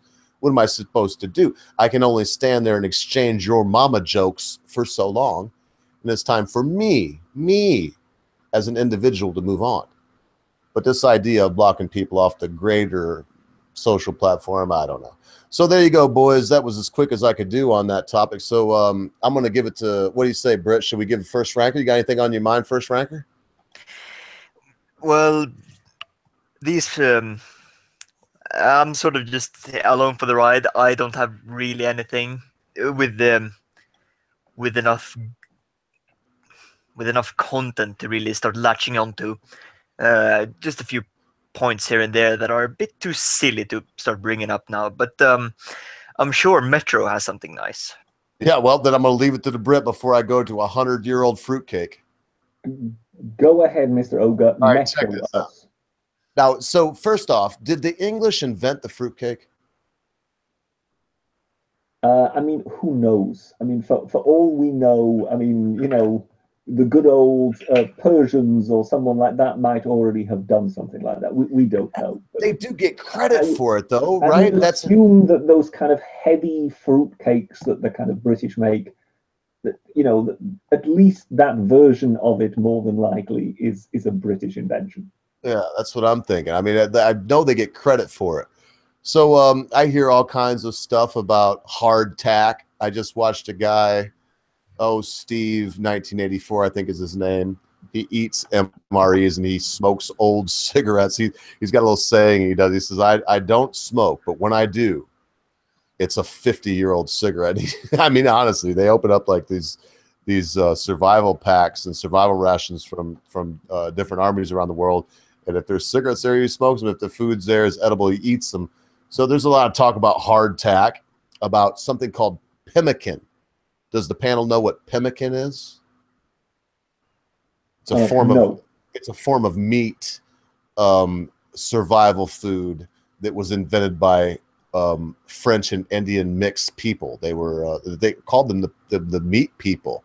They called themselves pemmican, and they make this berries and meat with it's just a survival food. But I've got to say that right now this is up there with hardtack as one of the oldest things I've seen that has been found and yet was in good condition. So it says explorers 100-year-old fruitcake found in Antarctica in excellent condition. Okay, you dig it? So apparently they were down in Antarctica. You can see this. I don't know. The package looks dubious, but it's probably waxed paper. That's what they did. So if you're ever planning an adventure and thinking about which food to take, consider the humble fruitcake. It may not be flashy, but the dessert can survive in just about any environment, and it can last a century if that's what you need. Incredibly, conservationists have discovered a 100-year-old fruitcake in the Antarctic of all places, and apparently it looks and smells almost edible. They say almost. I wonder now if this is actually going to be edible. So you might not want to take a bite out of it, but the Antarctic Heritage Trust claimed that the fruitcake made by Huntley and Palmer's, sounds very British, is in excellent condition and still wrapped in paper. So I don't know. This is my way. When I've seen this, I kind of want to, you know me, British, I want to journey on into that idea of, should we try to think about foods that we could have that will last an awful long time, you know, just in case. And I don't mean just in case there's an EMP, an earthquake, or if North Korea takes off. Yeah, well, okay. See what I mean? So it could go either way. But so what do you think about this, Brett, without me just trying to steer it right into the idea that we should all have a year's worth of food? When it comes to kind of ancient foods like that, I think I can best this. Now, I don't have a link, and I'm sure one could Google it. I'm sure one could Google it. But I remember, do you remember the sort of ultimate diver, Jacques Cousteau? I mean, he was a co-inventor of the aqualung. And then went on to make lots of sort of underwater animal films. So his films tended to be the first ones ever seen about the dolphins and octopuses and sharks underwater. I mean, I'm assuming that sort of, you know, the millennial generation and perhaps other listeners out there may never have heard of this man. But he actually invented, he was the co-inventor, he was one of two men who together invented the aqualung, and then went and became famous a second time by making all these movies. And of course, spending a lot of time underwater, particularly in, you know, picturesque places like the Barrier Reef, the Caribbean, or the Mediterranean. In the Mediterranean, he then came upon a shipwreck, an ancient shipwreck. Now, I don't remember whether it was an ancient Roman or an ancient Greek shipwreck anymore, but they found upon the shipwreck some amphora that were actually still intact and where the seal had held. Because when the ancients, when they corked an amphora, they would cover it with wax. So it would kind of create a double seal. So they found several amphora that were, I mean, the amphora in the ancient world were basically used as a kind of carry-all. So even grain was also moved in amphora. But in this case, we are actually talking amphoras of wine. So they found several of them and decided, well, we'll open one, which they did. And apparently, according to Cousteau, the wine was actually still palatable. It was still drinkable.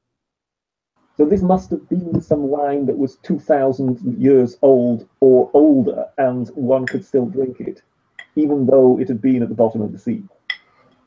So I think that trumps your fruitcake from Antarctica. Oh well, yeah, I can almost be. Well, I can definitely beat that because the oldest food that was still edible was honey out of a pyramid that was, they said 4,500 years old. But now that you mentioned that, one of the best finds for these folks that go out and find shipwrecks, one of the best finds they can have, I mean, next to silver or gold bullion and coins, is wine. They find wine in Spanish galleons, and this stuff can be not 2000. That's pretty dagnab old. I can't believe I hadn't heard of that from Jacques Cousteau, too, one of my heroes that, yes, was the co-inventor of the aqualung.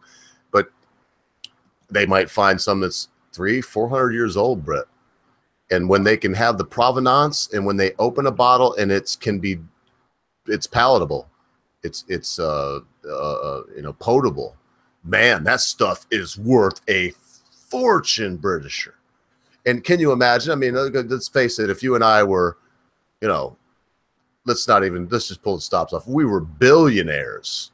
I mean, what would be best in our wine cellar than a bottle of wine dredged up from Davy Jones' locker that was 400 years old? Of course, we'd probably never open it, but what would be better than that? Well, actually, talking of shipwrecks, I heard recently that Venezuela, of all places, I believe, decided that they wanted to raise some ship. So it appears that some galleon that we know sank in such and such a year has been located. And of course, we know of Venezuela's financial problems. Of course, officially, this is all purely for historical reasons and because they wish to exhibit certain things in a museum. But of course, we also know what the actual cargo of the ship in question was. It was gold, silver, and jewelry. So there would be other reasons of raising that galleon.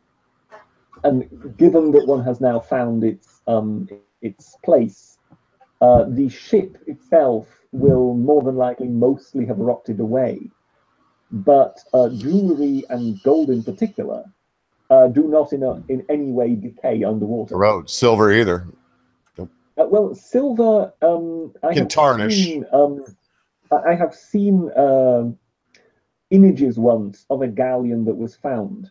And the actual sort of oxidation of silver, you may have a chest that the silver was in, and the chest has rotted away, but the oxidation of the silver has kind of binded the coins together. Yeah, they're a big clump. They look like a clump of oysters. Exactly. They still have got the shape of the chest, but the chest is no longer there.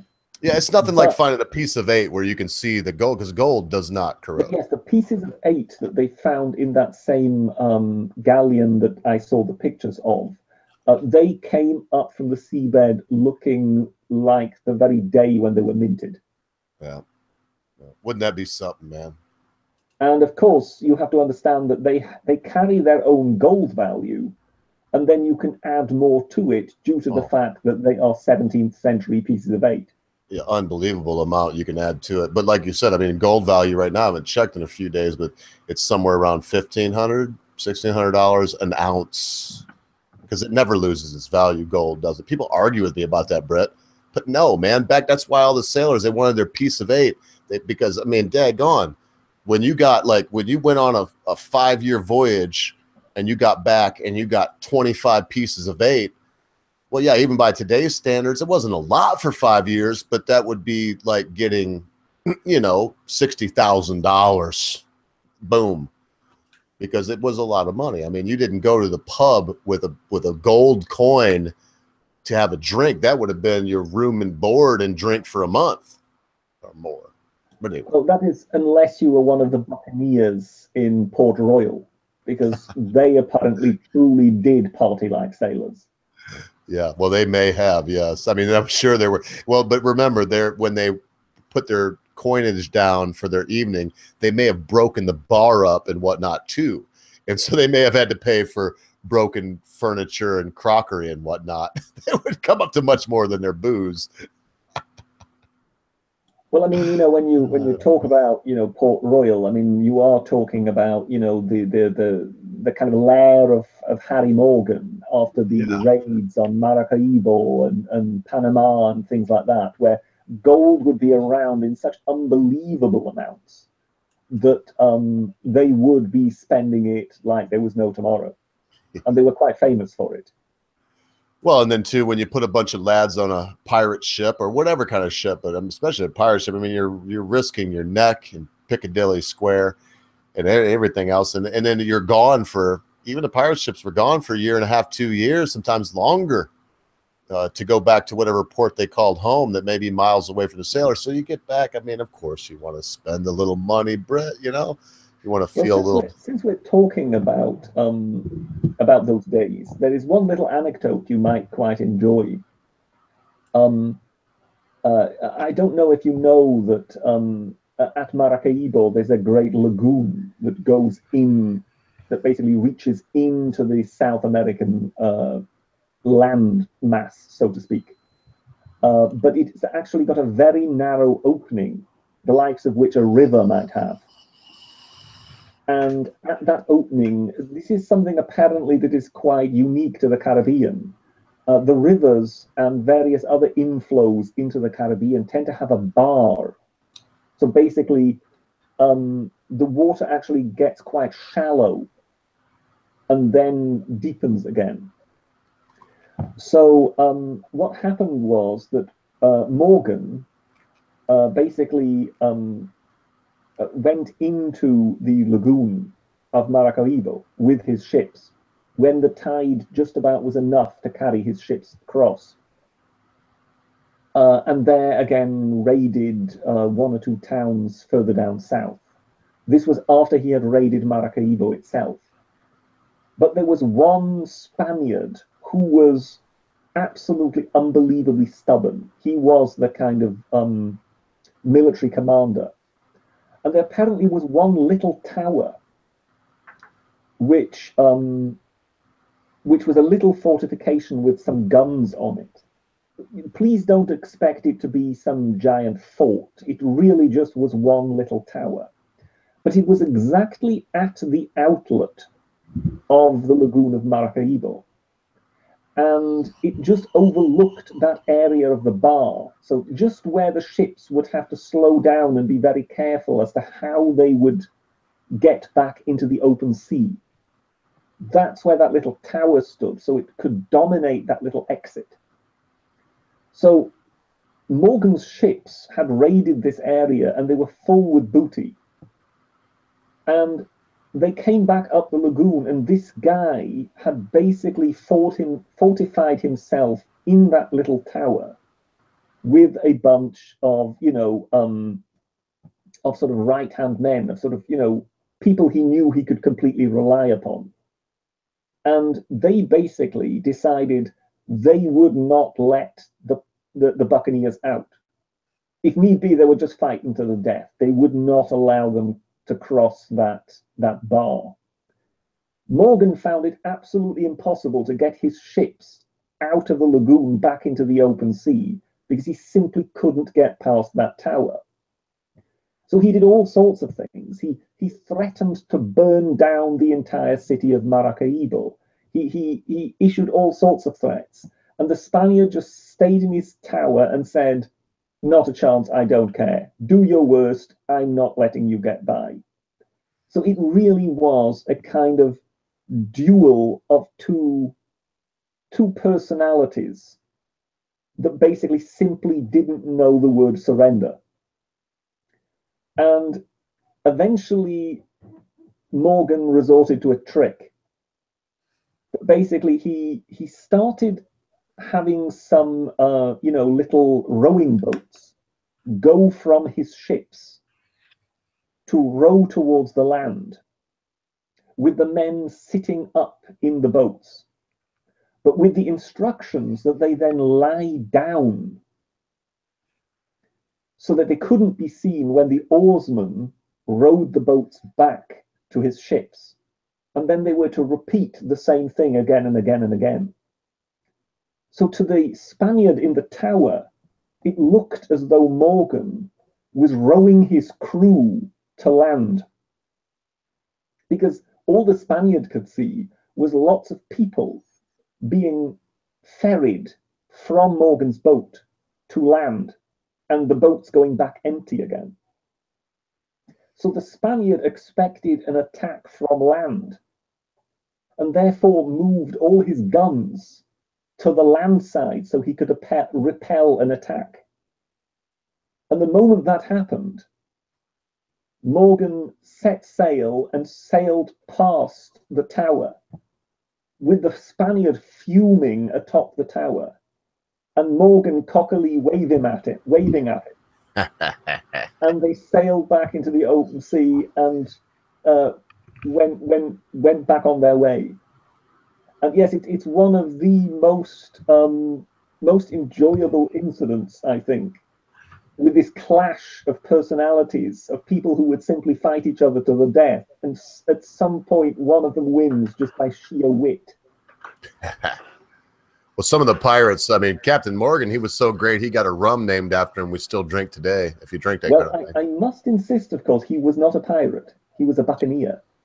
Tell us there is a difference.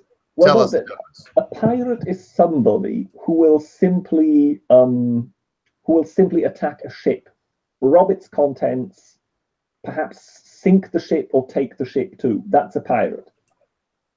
A buccaneer is someone who is operating with a letter of marque.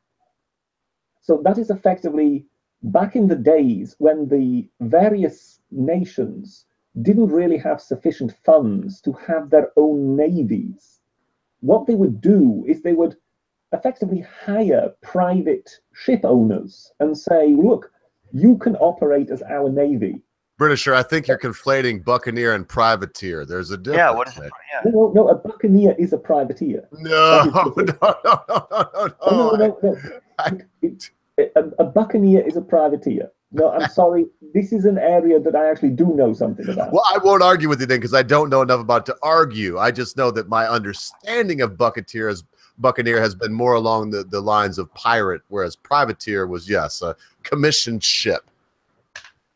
That is also where we get the word filibuster from, because the French word for privateer in that case was flibustier. And again, with buccaneer, that was just another French word that actually to boucan was sort of to cure meat or to heat it, to smoke it. And because a lot of them basically lived very sort of roughshod lives in the jungles and lived off wild cattle that they killed and then boucaned the meat, they became the buccaneers, so to speak. But yes, no, it does definitely refer to privateering and not pirates.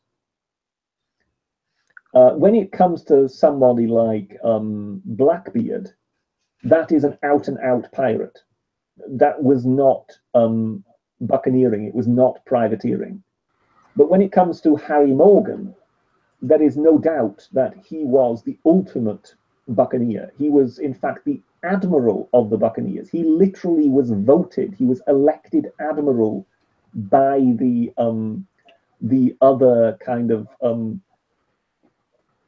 seamen / businessmen who were involved in this whole enterprise. And yes, I mean, his story is, I mean, legendary. At one point, he succeeded in raiding the city of Panama, which I believe in that day and age was actually believed to be the second richest city on earth. And it was the seat of the viceroyal of America. So basically, the man who represented the King of Spain in the Americas. And he managed basically to raid Panama and steal everything that wasn't screwed down. his problem afterwards was that Britain and Spain had signed a peace agreement. Now, the peace agreement, the news of the peace had not yet reached America. So neither the Viceroy of Panama nor he knew about it. And under the rules of war, that meant that they were still rightfully at war with each other. So Harry Morgan had not done anything wrong. But because obviously the Spaniards were diplomatically outraged that their great city had been sacked when they thought they were at peace, they put pressure on the British to do something about it. So the King of England, this being Charles II, basically recalled Harry Morgan from the Caribbean. And it was quite clear that he was a prisoner. But much to the Spaniards' annoyance, he wasn't sent to the Tower, which is, of course, where they very much wanted him to be. They wanted him to be made an example of as some sort of traitor. But basically, they kept him under house arrest somewhere in and around London. But what happened not too long after that was that Holland went to war again with England, and that at that particular moment, the crown was kind of worried that there would be a Dutch assault on the British dominions in the Caribbean, and one wasn't really sure how to defend them because one didn't really know too much about, the intricacies of naval warfare. So, of course, cocky as ever, on hearing about this, Morgan simply wrote the king a letter and basically said, look, if you really want to do something about it, I know how to defend the Caribbean. Just send me out there, and wherever I go, thousands of buccaneers will assemble. And frankly, no Dutchman, in his right mind will ever come near the Caribbean. And the king decided, okay, I like this chap. He's cocky. He clearly doesn't really treat me like monarchy, but who cares? So he invited him round. And there is no record of what exactly happened in the conversation between the king and Harry Morgan. All we know is that Harry Morgan entered the room as someone with a cocky attitude who had written the king a letter, but was actually a prisoner. And when he left, he was Sir Harry Morgan and had been made Lieutenant Governor of Jamaica. Got right back onto a boat, went out to the Caribbean, and the Dutch called off any plans for attack on the English Caribbean dominions, because they realized if he's there, we would be out of our minds to try and attack there. Okay. Anyway, sorry. No, and that was good, Britt. But let me just, I think it was said the best in the chat that there is a difference between buccaneers and privateers. Privateers were merchant marines that were sailing the seas, carrying tobacco and cotton and tea and whatnot. And then they were equipped with cannonade and asked that they would do something for the king. Buccaneers were pirates that were already actively engaged in the art of piracy that were then asked if they would do something for the king. That's the difference, sir. I'm sorry, but no. Well, I'm going to stand by that until I can really research it, but I'm pretty sure that's the case. And that being said, I mean, who would you want to hire? A load of seamen that were used to hauling the line and dropping the sheets and making sure they got the cotton there on time, or a load of seamen that were used to taking said cotton and burning the ship to the waterline? Well, so I mean, maybe I could be wrong, but if I'm wrong, if you're right about this and I'm wrong, well, then you fucking ruined my entire youth. You shattered every buccaneer I mean, you've shattered a lot of things, but I really do think that is the difference between a privateer and a buccaneer. Otherwise, Britt, why wouldn't we call them all buccaneers? Well, I think it is one of those things where we just love the we love the diversity of the language. But no, buccaneer is definitely more often used as a privateer. A whale's vagina. What?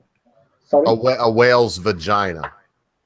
Like, come on, nobody's ever seen The Anchor Man, where the girl looks at the the dude, and she was like, well, San Diego is named after. Well, he actually tells her San Diego's named after. It means a whale's vagina, and she's like, no, I think it's named after Saint Diego. And he's like, a whale's vagina, and she's like, Saint Diego, and he's like, agree to disagree. So that's what I meant when I said whale's vagina. I meant agree to disagree. Well, San Diego is clearly named after Zorro. Well, it's clearly, just like a buccaneer is clearly a pirate that became a commissioned ship of the line. You definitely didn't want to go with me there, did you? No, Zorro's alter ego is Diego de la Vega. Yeah, I ain't going everything. Anyway, Go ahead, Brent. Go ahead. No, go ahead. Go ahead. Well, no, Zorro is the kind of Batman of California of the early days, isn't he? The kind of Avenger in the dark. Yeah, I don't really care much for the. Go ahead. You want to talk about his alter ego? That basically, in real life, he is called Don Diego de la Vega. Yeah, de la Vega. Hence, when you said San Diego, it sparked off. Well, obviously, he would be the most famous Diego of that area. A whale's vagina. Hey, it got everybody's attention. I just said like yes, those it certainly did. Yes, I said 3 words, and everybody was like, and myself just basically could utter nothing other than "I'm sorry." Oh, I don't know. I'm just looking over here at the chat. So put what to rest, mate? We're just talking some trash. Look, Lion, Logical Lion. One of these days, I'm going to talk you into coming on, because we haven't had a proper debate since MCJK and Cabbage Patch Bastard, and was it a good one? Man, it was good.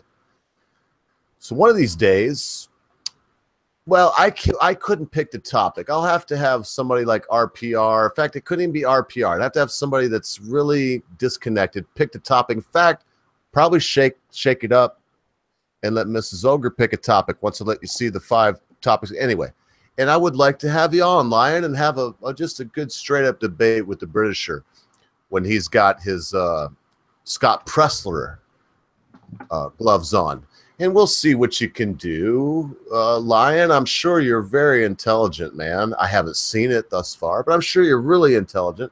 I'm sure that you're really a cordial gentleman. Haven't really seen. But, and that said, I'll just move on. Lion, we all love you, mate. Just relax, dude. Relax. So look, boys, I think we're going to, on this happy note, before I do the wrap up, I really want to say, Britt, your microphone sounds like you've been talking underwater the entire time. And yes, I know you don't look at the chat like I do. They have been mocking you this entire time. Under the sea. Yeah, I've seen it all. Yeah. So my microphone sounds odd, does it?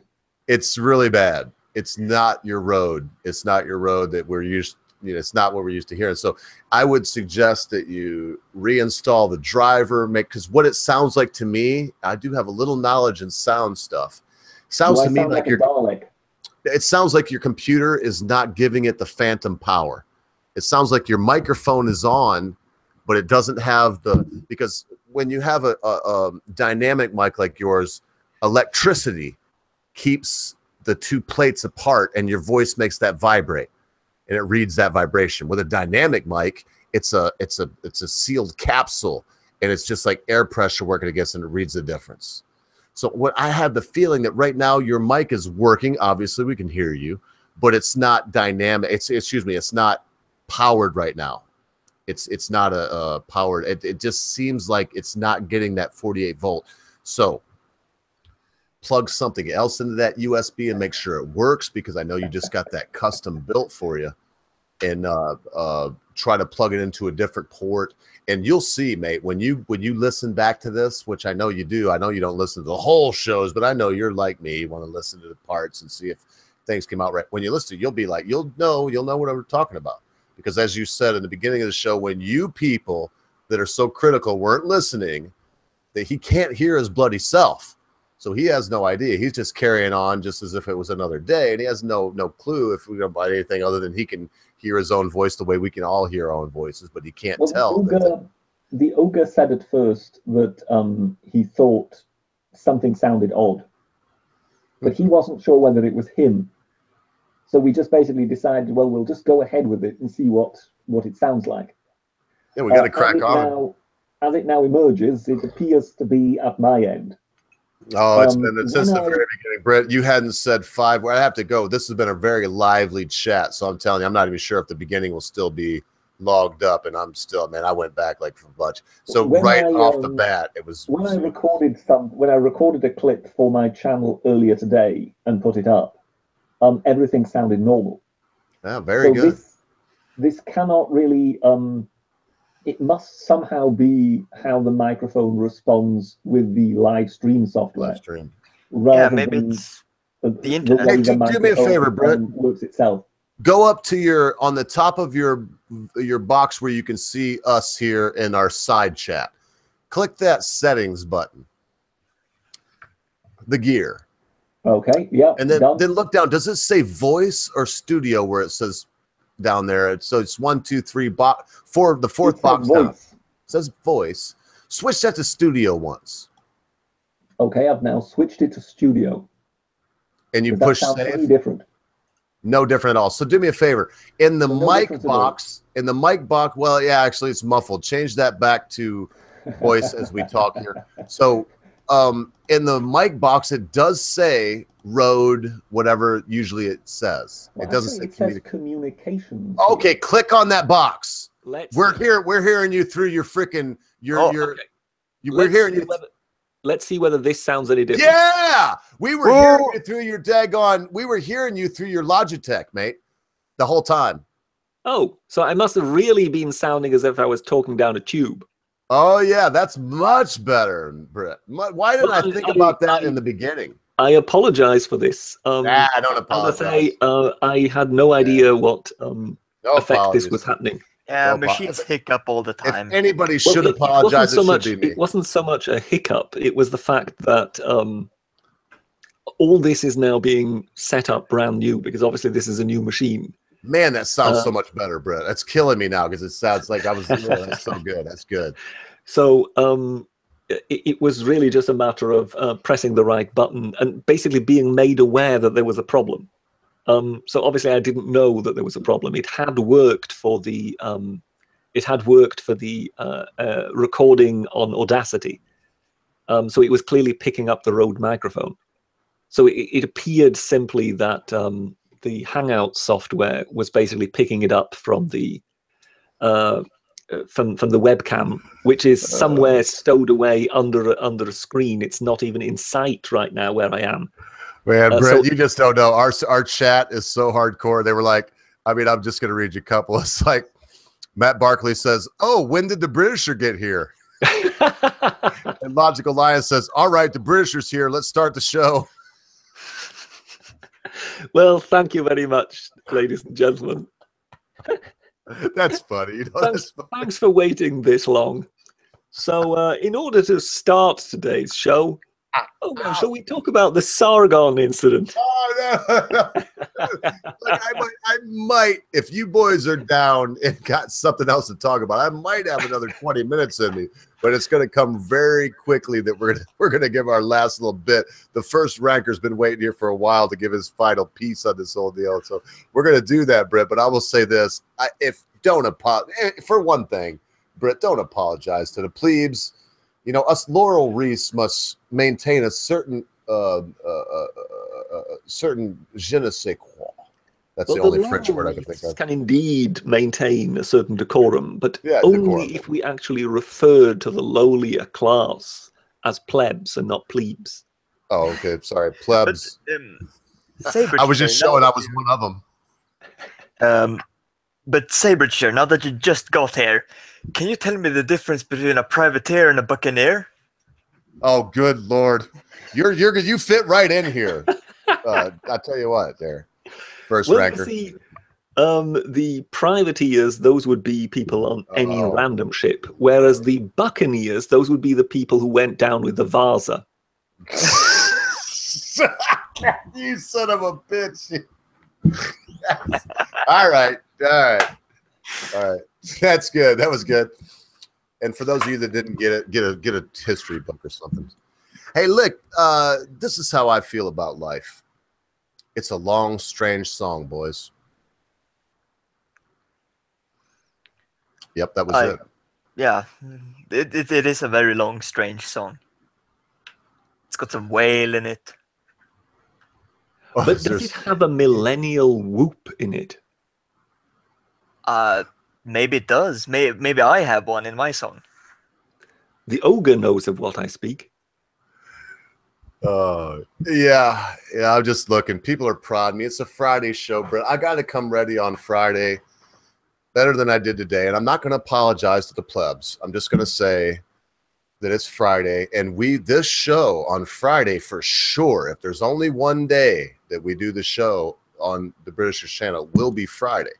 And the reason why is even on this channel that's much, much smaller than his, this is our big day. I mean, we almost got up to 30 today, Brett, which, you know, I ain't going to sit here and shuck and jive, but I have played my guitar for a drunk bartender and 3 hookers for $25 and a hamburger in the past. So when I think, oh, there's like near 30 people there listening to us, I don't know. It gives me almost that Sargon buzz that you talked about earlier.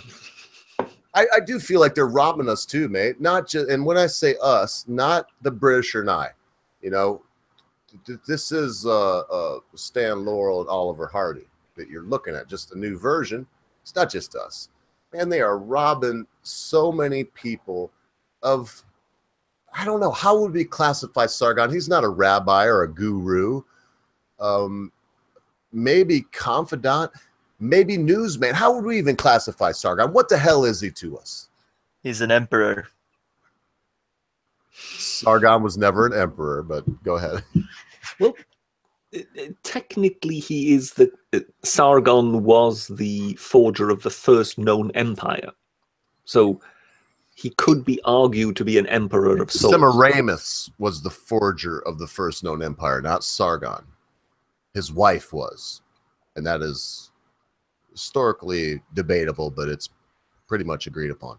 Are we going to disagree again, just as we did it with Buccaneers? Yeah, of course we are, Brett. That's why we hang out together. But when you look at, I just talked, that's what the whole thing was about yesterday. I'm very versed in this. When you look at what we consider Sargon of Akkad, which some people would call him Nimrod, the mighty hunter before God. And he had a wife named Semiramis, and he had a child. Of course, I'm going to have a brain seizure now because I said I was so well versed and listened to the authority that is the ogre. So now I can never spit it out either. I just can't. But they had a oh Lord, I'm not even joking now. My brain's hurting. They had a child, and he went to slew the boar on his 21st birthday, and oh, I almost had it, and he couldn't do it. He died, and then you had this woman left over, who had Nimrod, Sargon of Akkad, as a husband, dead. Son, Tammuz was the son's name, by the way. Thank you, goodness sake. Tammuz, dead from the boar. She started this mythos. We can trace it back to Semiramis, and she was the ruler of that empire that you talked about that was started not by Sargon or whatever you want to call him, not by Nimrod, but by his widow.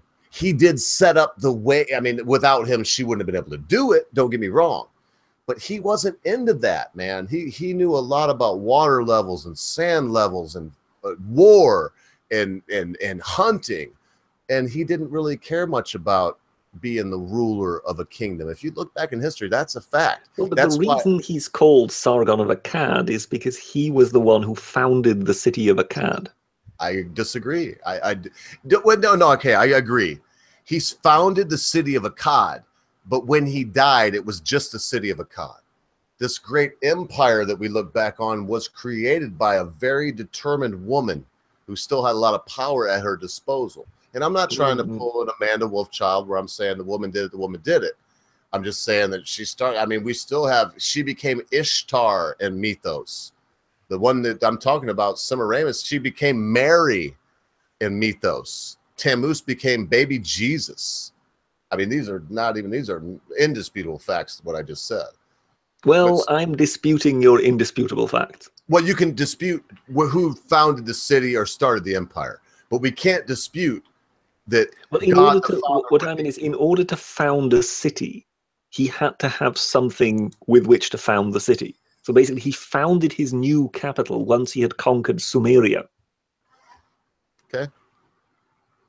So, in that regard, I still regard Sargon of Akkad, and for any listeners who are just coming in, we are talking of the historical Sargon of Akkad right now, not the YouTuber Sargon of Akkad.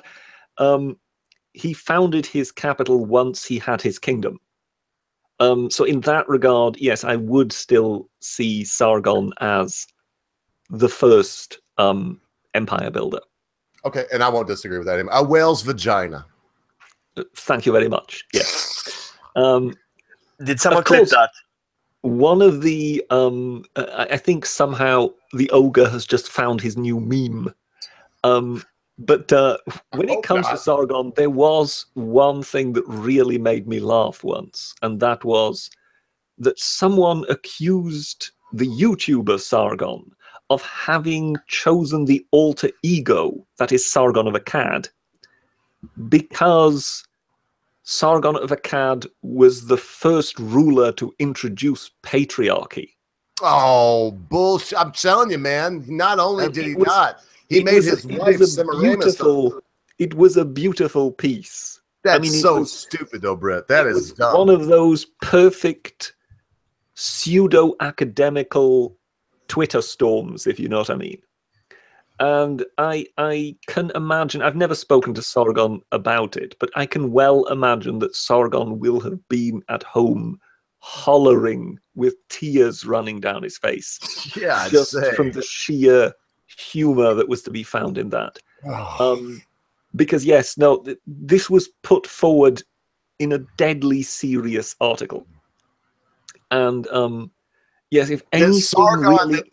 the Nimrod started the patriarchy?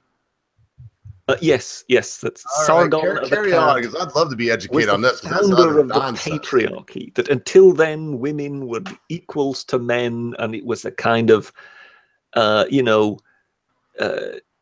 paradise that man and woman lived in harmony until the evil Sargon of Akkad came along and created his oppressive patriarchal regime. It was just one of those things where you just it was a laugh a minute, but it was that best of all types of humor. It was unwitting humor by someone who was deadly serious, but to whom you can really just you can do nothing else but laugh at. When they come forward with something like that. Well, you can't do nothing but laugh, because here's the fact: it is the opposite of what you just said, Britt. From what I know, and let's face it, we're talking about something that happened 6,000 years ago, so none of us were there. But everything I read suggested the exact opposite, as in the reason Semiramis could deify her fallen husband and her fallen son, Tammuz and Nimrod, Sargon of Akkad, whatever you want to call them, was because women had unlimited ability in Sargon's reign. I mean the real Sargon, not this Sargon that's from England. I mean the Sargon of Akkad, Nimrod, the mighty hunter before God. So when I hear that, oh my goodness, I'm not even going to say whale's vagina. That is a complete distortion and twisting of historical fact to make Sargon look bad. So they were trying to say that he took that name because of that. Precisely, yes. Oh, that Lord, that was his underhand reason, his secret reason for choosing that alter ego, was because he knew that it was actually the historical Sargon of Akkad who had introduced patriarchy. And that was why he chose that name, because it was his way of secretly signaling to fellow patriarchal supporters. So these same people that say Sargon's a garbage human, a moron, an idiot, a derelict, a buffoon, say that he's so crafty.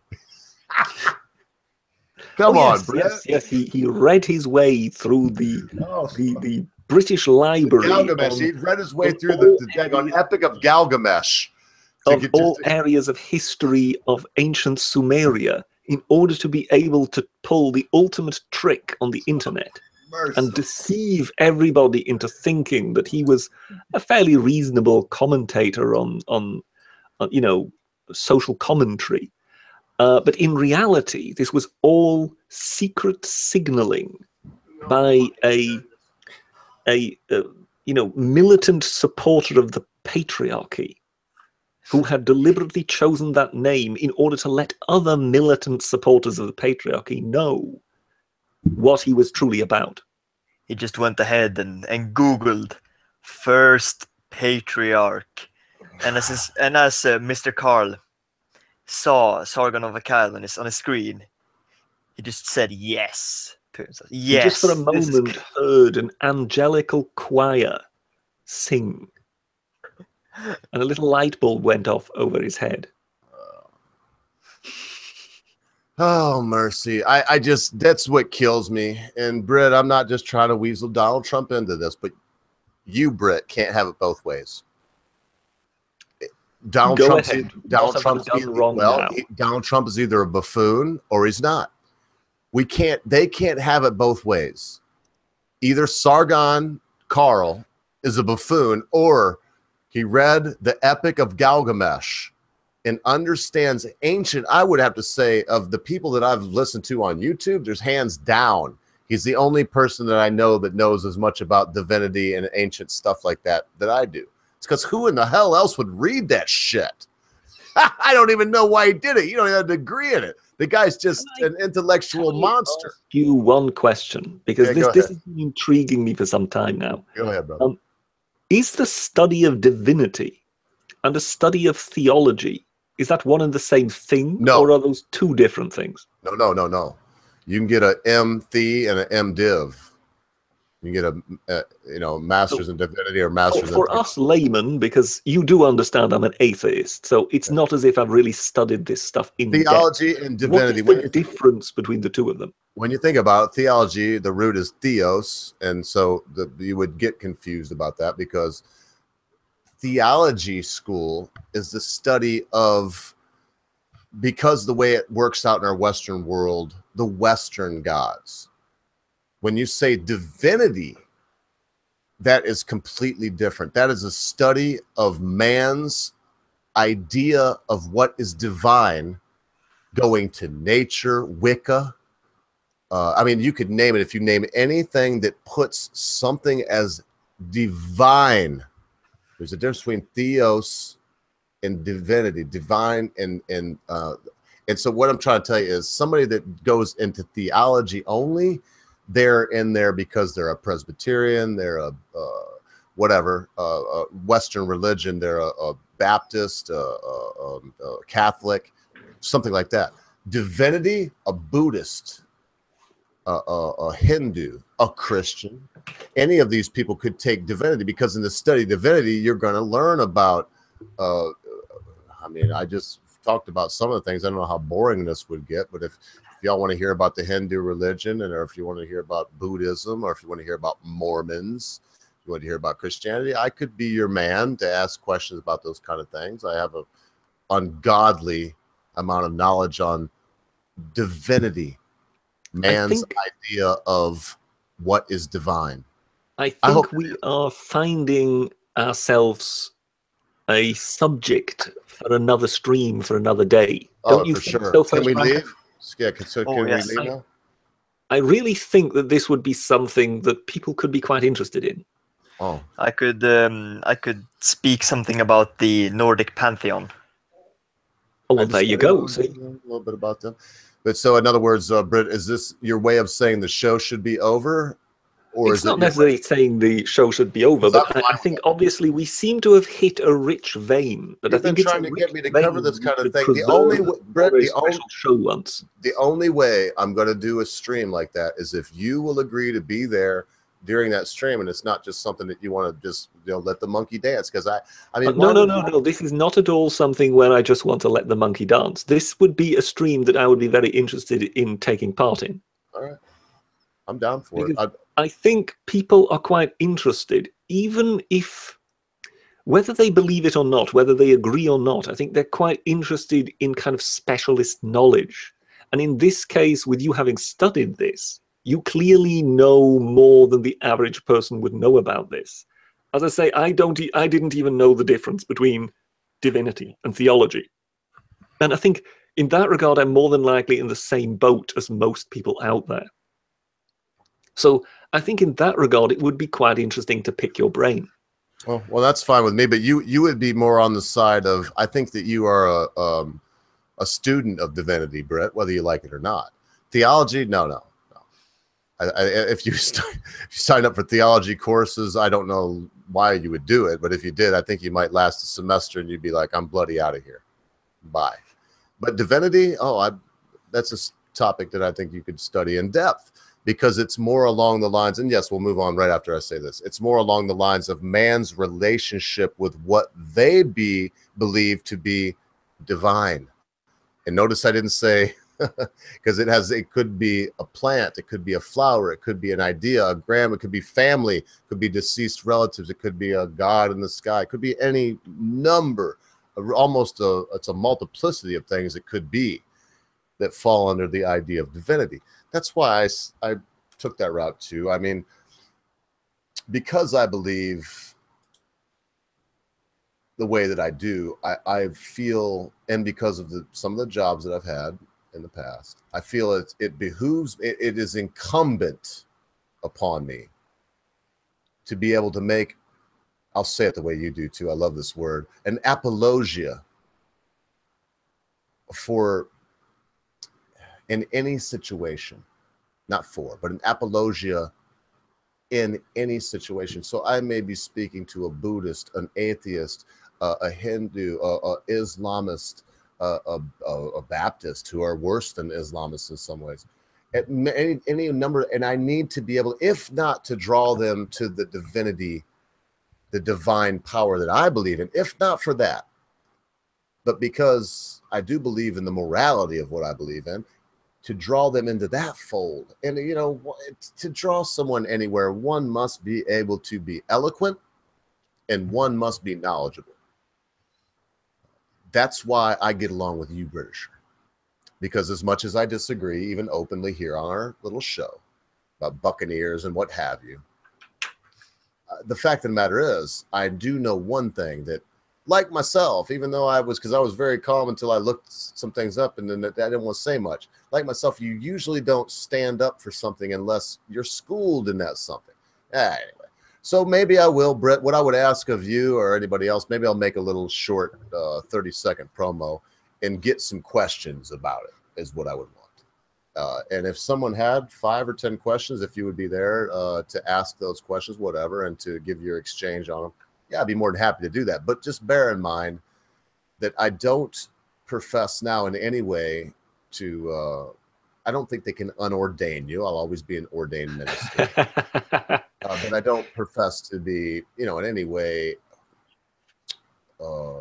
work for any church or anything like that. You see what I mean? And I talk a lot about psychology. I also have a degree in psychology. But I in no way would, what am I looking for? Here's a lawyer way to say it. This show is not intended to diagnose or relieve any problem or symptom known to the human condition. I think we can live with that. Right. Yes. No, it would just be a matter that I think in this case you would have some genuine insight that you could provide. Because this is an area where I think, that a lot of debate goes on, but I think there is also a lot of debate that goes on in, where we're sort of tapping in the dark, or we don't really know. And for someone to have studied it, You've just got the feeling that more than likely you would have some knowledge that more than likely might surprise us in quite a few areas. Well, most of the things that I like to talk about too is the way humans are. Bersher, in other words, let me just say very briefly. In some of the hats I had to wear, when you're in ministry, people die, right? People die. Well, who do folks call when someone dies? And I don't mean from gunshot wound in the alley. I mean, someone passed away of cancer, got whatever. Maybe they did get shot in the alley, but now the family, they call their clergy. And man's idea of death and man's dealing with death, both from, I know now that I'm going to die imminently, and death has occurred in our family recently.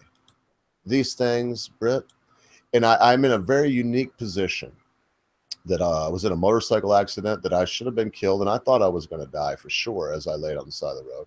Was carjacked and beaten and left for dead. And again, I did not think I was going to live. My biggest regret of the carjacking is not that it happened. It's that I looked at the yellow stripe on the road as I fought these three individuals with everything that I had, who had nothing but murderous intent for me, I know not why, to take my car and my wallet. And I seen that yellow stripe, and I knew two things simultaneously.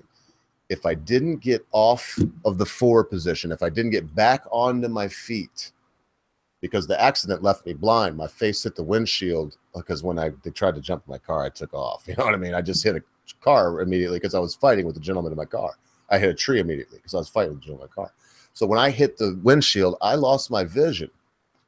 But something, when I say lost my vision, don't get me wrong, as I'm telling you, I saw something I could see, but not very crisply. And it was, anyway. So when I saw that yellow line, I thought to myself, this, Britt, now I know my mystery is solved. It ends with me beaten to death on the side of the road in Bay City, Michigan. And that's when I look back, it's like, damn, now I don't know how it ends. And however it ends for you people out there, and this is getting weird, but here you go. This is probably the main reason I'm interested in the things that you want to know about on another stream. The mystery is, how will it end for me? And when I realized after a lot of healing, and I could, my face went down to regular size as opposed to a pumpkin, I realized, man, I don't know how it's going to end anymore. But it did leave me with this ability to know that however my end is going to be, I will be able to face it like I thought. Listen, folks, if you don't believe in God, I think you should. But to quote Nietzsche on his deathbed, he was approached by a priest. He said, look, man, all the things you've written, all the things you've done, give your heart to God, confess your sins, and turn away from your sins now before you die. And he said these words, I don't believe it would be, I'm paraphrasing, I don't believe it would be wise to start taking sides at this late date. So whatever it is that is in your heart, man, learn from me. If you could learn anything, stick with it. If you're a smoker like Artemis Brain Sample and you've had 2 heart attacks but don't, I mean, come on. If you want to quit smoking, quit. And I encourage everybody to do it. I've done it before on this stream. But if smoking is like some people, for them it is, if it's your life and you live to light up a Marlboro, don't add one day to your life by taking away something that you love. Anyway, look, I could go on and on, Britt, but I do believe that the study of divinity and theology is because we all want to know how it ends.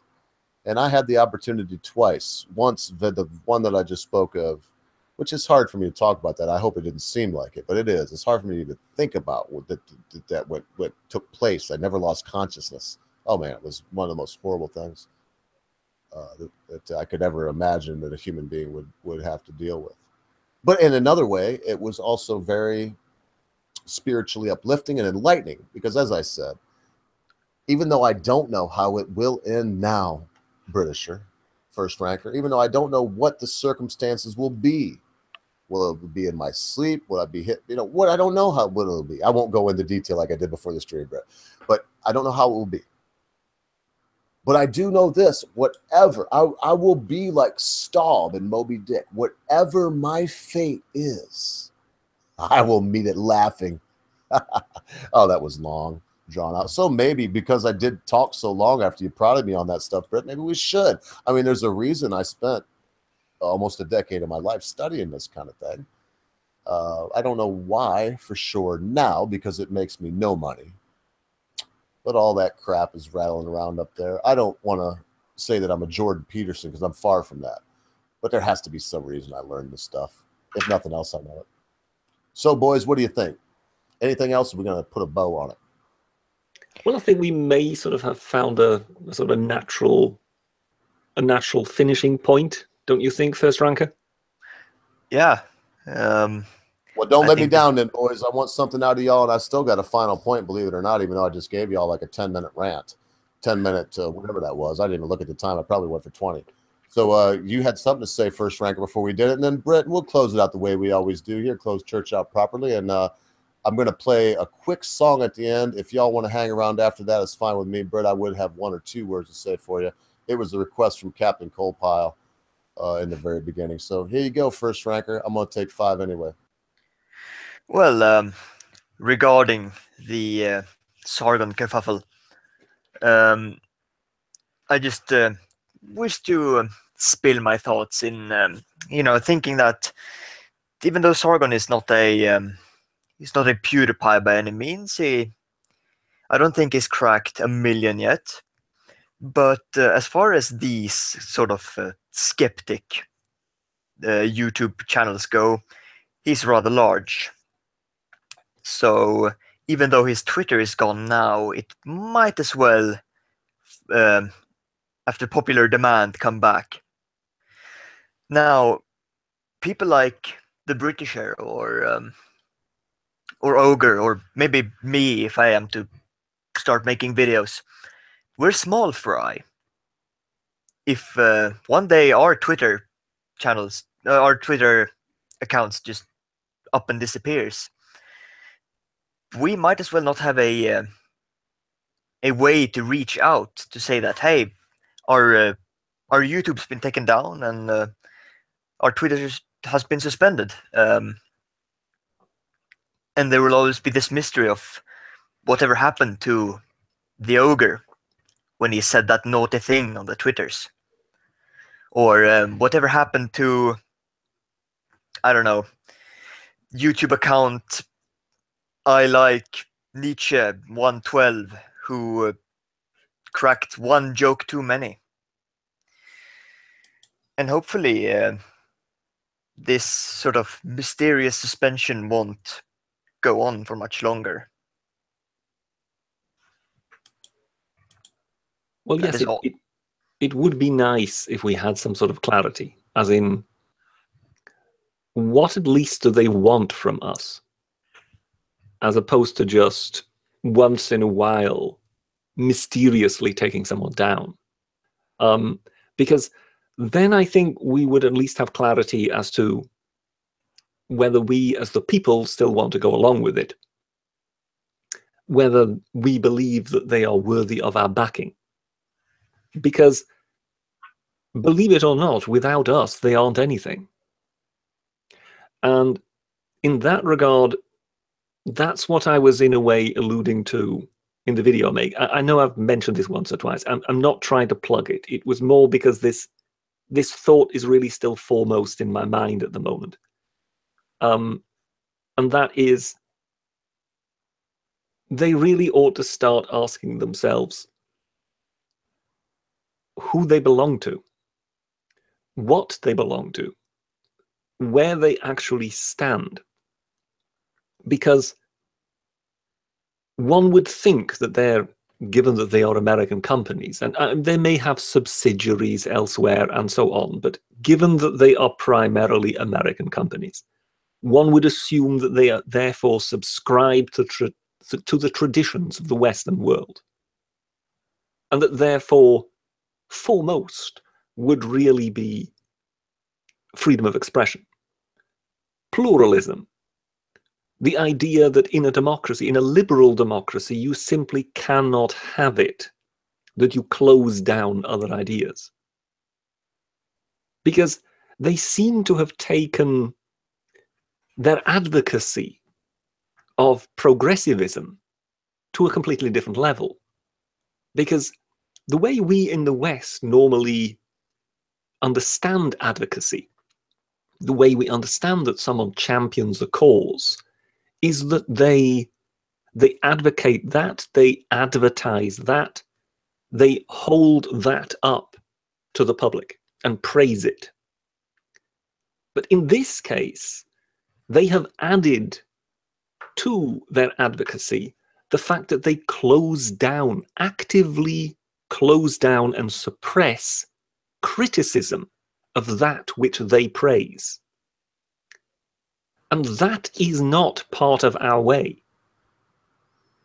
That may be the way China operates. It may be the way Iran operates and Saudi Arabia. It is not how we do things. We have to consider just how far we had to come to arrive at this point. You know, perhaps being a European, I have perhaps a little more of a feel for it than Americans. I know I make a habit of being patronizing toward Americans, and rightfully so, of course. And I fully understand that, you know, when it comes to the American Declaration of Independence and whatever, it was a great intellectual achievement. That is not, I'm not belittling that.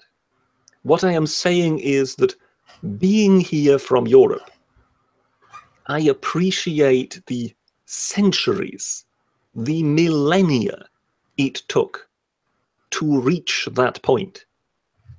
This was not something we came by easily. It wasn't as if, you know, 1 year we signed Magna Carta and 5, 6 years later we had the Declaration of Independence. It was bloody and it was hard and it took an awful long time. So in a way, the consensus we arrived at after the Enlightenment is very much the consensus of the entire Western world. We know that this is the way to do it. It is beyond dispute. So for now, massive corporations to come along and set themselves above and beyond this, and to say, well, we have the power to suppress ideas. So given that we have this power, to hell with the Enlightenment consensus. If we can suppress something, then why should we be Western? Especially because in other parts of the world in which we wish to make inroads, they quite like suppressing things. So in fact, this will only endear us to those markets. That does raise the question of, do they actually still belong to us? Are they still part of our way? Are they still Western? Preach. And this is not a question of racism or anything like that. This is simply a question of values, and it is they who are constantly talking of values. And I think in that regard, it is for us to say, well, yes, let's make this about values. But let's make this about values which it took us hundreds of years to establish, in which these people seem to have just flushed down the loo in, you know, in one seminar or something like that. And in that regard, you just have to feel, well, I'm sorry, I don't care what Sargon did. I do not care what Sargon said. If you set about doing this, if you just silence the Jordan Petersons, if you just close down the Sargons, then you more than likely have more in common with the Chinese than you do with us. Yes. And then perhaps we, as the West, ought to start finding ourselves another Google. Yes. Over to you, Sargon. You called me Sargon. That rocks. That rocks.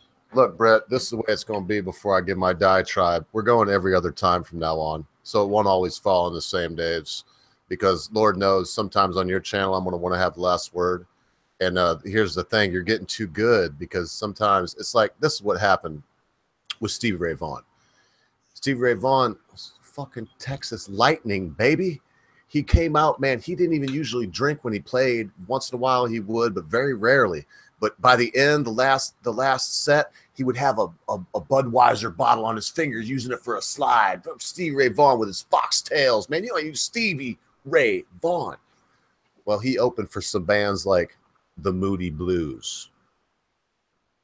And I mean, I could go on, but I'll just leave that one hanging out there. And what would happen is when Stevie got off stage and the Moody Blues got on, they would start screaming, Stevie, Stevie. And so nobody wants to follow that, Britt. So once in a while, you got to give put the cap on it. Because I was going to ask you again today if you wrote it down, but I've got your tells, mate. I know you didn't write down what you said today. You know how? How's that? You said too much. I'll go rub it in. Yes. No, and you only said it like 4 or 5 times, but every time you said I was like, yeah. And then the way you said it wasn't like an to make it appear that you were coming off the top of your head. It was because you were thinking and processing things on the fly. Anyway, Brett, I hope I haven't embarrassed you too much, because I'll tell you what, mate, here's my final word.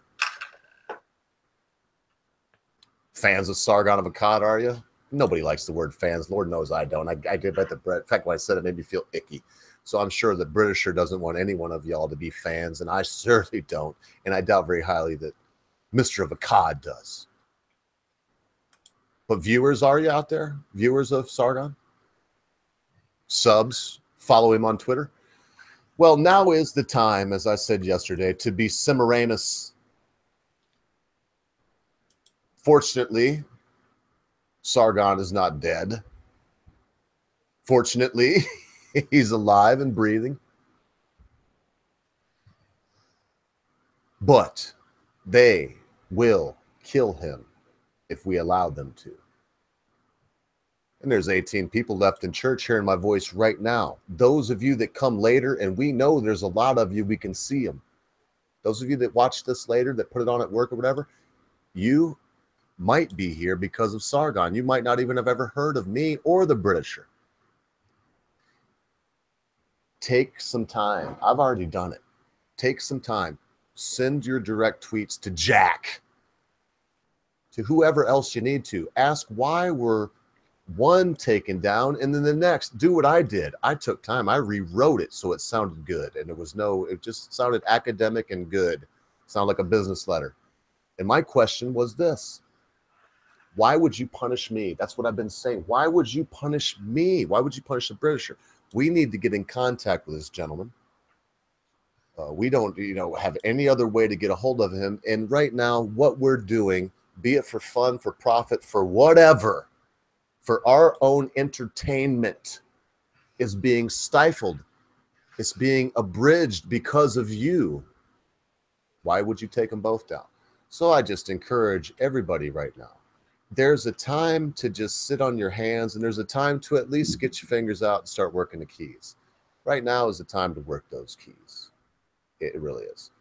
So I'm going to say my final words. Stick around after the song at the end here. Captain Coal Piles directly for you, and for all of you people that were saying, like, do the ogre version. Man, you don't know how much it means to me. So I did re-look up. I had a version that would have been free by somebody else covering Redemption's song, but I put up my own. It's not for any narcissistic reason. It's because it was said, I don't want to turn red and be just a complete sissy, but I don't think you folks know what it means to the Britisher that you come by and listen to what he has to say here and on his channel. I don't think y'all know what it means to me. I'm not saying that mine or his lives hinge on it. But that said, I don't think, because we all say Sargon's just another guy, right? Isn't that what we say, Britt, when he comes on? And we say when Matt Christensen's coming on, he's just another guy. Let's relax, take a deep breath, just another guy. He's just another guy. And I'm sure that he enjoys doing what he's doing.